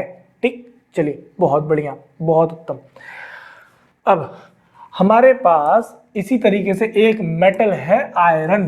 ठीक है, आयरन का रिएक्शन मैंने किसके साथ किया बेटा, ऑक्सीजन के साथ किया, in the presence of x mole of water. ठीक है, मॉइस्चर के प्रेजेंस में, तो क्या बनाएगा, Fe, ठीक है, 2O3 और साथ में बनाएगा x मोल ऑफ वाटर। क्या बनाएगा बेटा, साथ में x मोल ऑफ वाटर, मतलब जितने मोल ऑफ वाटर वहां लग जाए। ठीक है, Fe2O3 बनाएगा। ठीक है, फेरिक ऑक्साइड बना रहा है, इसको हम क्या बोलते हैं, रस्ट कहते हैं। क्या बोलते हैं बेटा, इसको रस्ट कहते हैं। इसको क्या बोलते हैं बेटा, रस्ट। तो आयरन का रिएक्शन अगर मैं ऑक्सीडेशन करा देता हूँ तो वो क्या हो जाती है, रस्टिंग ऑफ आयरन। क्या हो जाती है बेटा वहाँ पे, रस्टिंग ऑफ आयरन हो जाती है। इसी हिसाब से अदर मेटल भी मेटल ऑक्साइड में कन्वर्ट होते हैं और कोरोड हो जाते हैं। ठीक, चलिए देखिए यहाँ पे लिखा हुआ है कि जो आयरन आर्टिकल है वो शाइनी होता है, बट जब भी उसको ऐसे हम छोड़ देते हैं ऑक्सीजन के प्रेजेंस में या मॉइस्चर में, तो क्या होता है वो रेडिश ब्राउन कलर का कन्वर्ट हो जाता है। मतलब ये जो सब्सटेंस है ये शाइनी है लेकिन ये रेडिश ब्राउन कलर का है। ठीक है, this process commonly is known as rusting of iron, उसे हम लोहे में जंग लगना कहते हैं।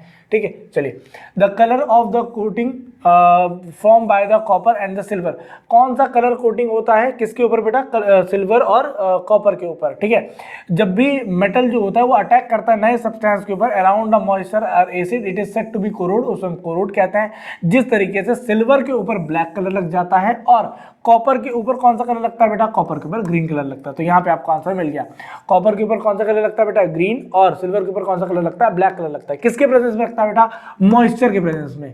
ठीक है, MOISTUR, मॉइस्चर के प्रेजेंस में ये सारा प्रोसेस होता है। ठीक, चलिए आगे बढ़ते हैं। जैसे कि हमारे जितने भी ब्रिजेस हैं, जो हमारी कार की बॉडीज़ हैं, जो आयरन जो रेलिंग में जो आयरन लोहे की पटरियाँ होती हैं, वो शिपिंग में जितने भी आयरन के ऑब्जेक्ट्स होते हैं, ये सारे के सारे एक समय बाद, या जो भी मेटल की सब्सटेंसेस होता है ये एक समय बाद खराब होने लगते हैं, क्योंकि मॉइस्चर के प्रेजेंस में वो रिएक्शन करते हैं और मेटल से मेटल ऑक्साइड बना लेते हैं, जिसे हम कोरोजन भी कहते हैं।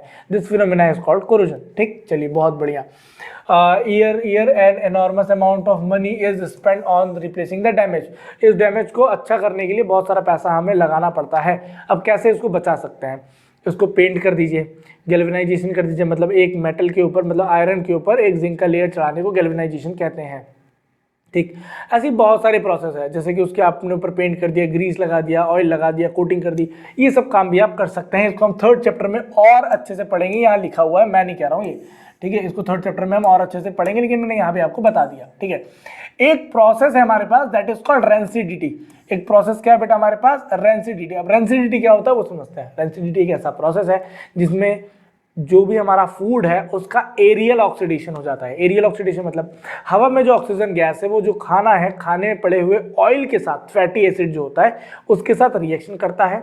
रिएक्शन करने के बाद खाने को खराब कर देता है और खाने में से आने लगती है स्मेल। इस पूरी ये जो प्रोसेस है इसको हम रेंसिडिटी कहते हैं। मतलब जो खाना है, जो खाने के अंदर ऑयल है, वो एयर के में जो प्रेजेंट ऑक्सीजन है उसके साथ रिएक्शन करती है और उसे खराब कर देती है। ठीक, चलिए मतलब जो फैटी एसिड है उसका ऑक्सीडेशन को हम रेंसिडिटी कहते हैं। ठीक है, लिखा हुआ है यहाँ पे, when fat and oil are oxidised they become rancid and their smell and taste changes. Substance which prevent oxidation, antioxidant are added to the food containing fat and oil. Keep food containing in a air tight container, slow down the oxidation. मतलब खाने को हमेशा ढक करके रखो, air tight container में रखो कि बाहर की हवा अंदर जा ना पाए और उसे ऑक्सीडाइज कर ना पाए। ठीक है, आगे क्या दिया हुआ है, do you know that the chips manufacturing जो कंपनीज होती हैं वो चिप्स के अंदर नाइट्रोजन गैस भर के डालती हैं। क्यों डालती हैं, क्योंकि नाइट्रोजन गैस, देखो नाइट्रोजन गैस है N2 मतलब nitrogen triple bonded with nitrogen. जो दो नाइट्रोजन एटम है उनके बीच में ट्रिपल बॉन्ड है। अब वो ट्रिपल बॉन्ड ना जल्दी से टूटता नहीं है, जो ट्रिपल बॉन्ड है वो जल्दी से टूटता नहीं है।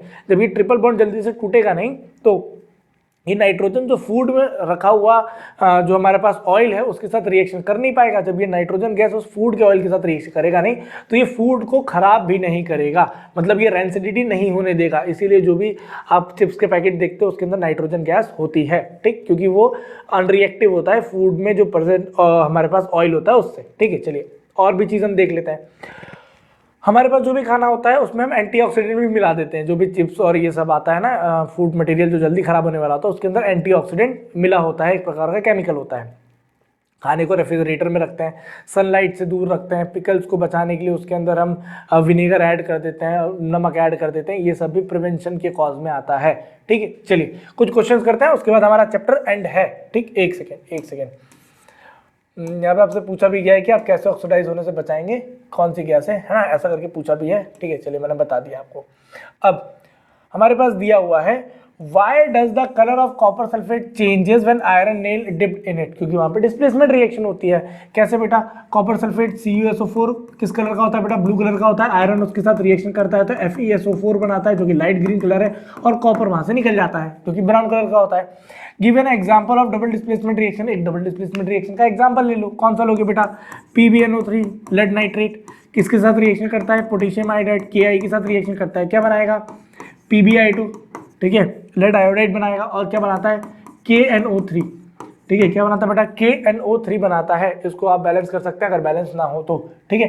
तो यहाँ पे ये जो PPT बनती है वो यहाँ पे येलो कलर की बनती है, ठीक है। चलिए आगे बढ़ते हैं, क्योंकि ये सब पढ़ा दिए इसलिए मैं थोड़ा जल्दी में हूँ।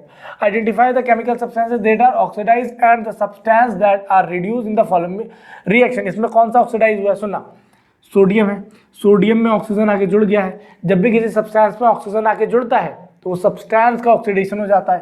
तो हमारे पास सोडियम का तो ऑक्सीडेशन हो गया, सोडियम का क्या हो गया बेटा ऑक्सीडेशन हो गया, सोडियम ऑक्सीडाइज हो गया है, ठीक है। लेकिन ऑक्सीजन यहाँ पे क्या हो गया है, रिड्यूस हो गया। ऑक्सीजन का क्या हो गया बेटा, रिडक्शन हो गया है। तो यहाँ पे ऑक्सीजन क्या हो गया बेटा, रिड्यूस हो गया है। ऑक्सीजन क्या हो गया बेटा, रिड्यूस हो गया है। चलिए आगे बढ़ते हैं। नेक्स्ट क्या दिया है, कॉपर ऑक्साइड, कॉपर से ऑक्सीजन निकल गया तो कॉपर का तो हो गया भाई यहाँ पर रिडक्शन। किसी भी सब्सटेंस में से अगर ऑक्सीजन निकल जाए तो उसका रिडक्शन है। और यहाँ पे हाइड्रोजन ऑक्सीजन के साथ मिल गया तो हाइड्रोजन ऑक्सीजन जैसे ही यहाँ पे मिलेंगे आपस में तो हाइड्रोजन का क्या हो जाएगा हमारे पास, हाइड्रोजन का हो जाएगा ऑक्सीडेशन। हाइड्रोजन का क्या हो जाएगा बेटा, ऑक्सीडेशन हो जाएगा, ठीक। चलिए आगे बढ़ते हैं। हमारे पास ये जो पूरा चैप्टर है ये हमने यहाँ पे एक बार में एनसीईआरटी पूरी कवर कर दी। इसके बाद एक्सरसाइज क्वेश्चंस भी हैं, ठीक है, आप इनको प्रैक्टिस कर सकते हैं। अपने कोचिंग वाले सर से पूछिए, हमें कमेंट डाउन कर दीजिए, हम बता देंगे, हर कोई बता देगा आपको, ठीक है। थैंक यू सो मच हमारे साथ इस लेक्चर में जुड़ने के लिए, ठीक है। थैंक यू सो मच हमारे साथ इस लेक्चर में जुड़ने के लिए। आप ये वीडियो अपने दोस्तों को शेयर कीजिए, अपने जो भी भाई बहन है, जो भी क्लास 10th में हैं, आप दूर के हैं कहीं, उनको शेयर कीजिए। वीडियो को एंड तक देखने के लिए बहुत बहुत धन्यवाद। हम पूरी एनसीईआरटी आपको यहाँ पे पढ़ाएंगे, आप बस लगे रहिए, आपके अंदर पढ़ने की इच्छा होनी चाहिए तो हम आपको ज़रूर पढ़ाएंगे। Thank you so much.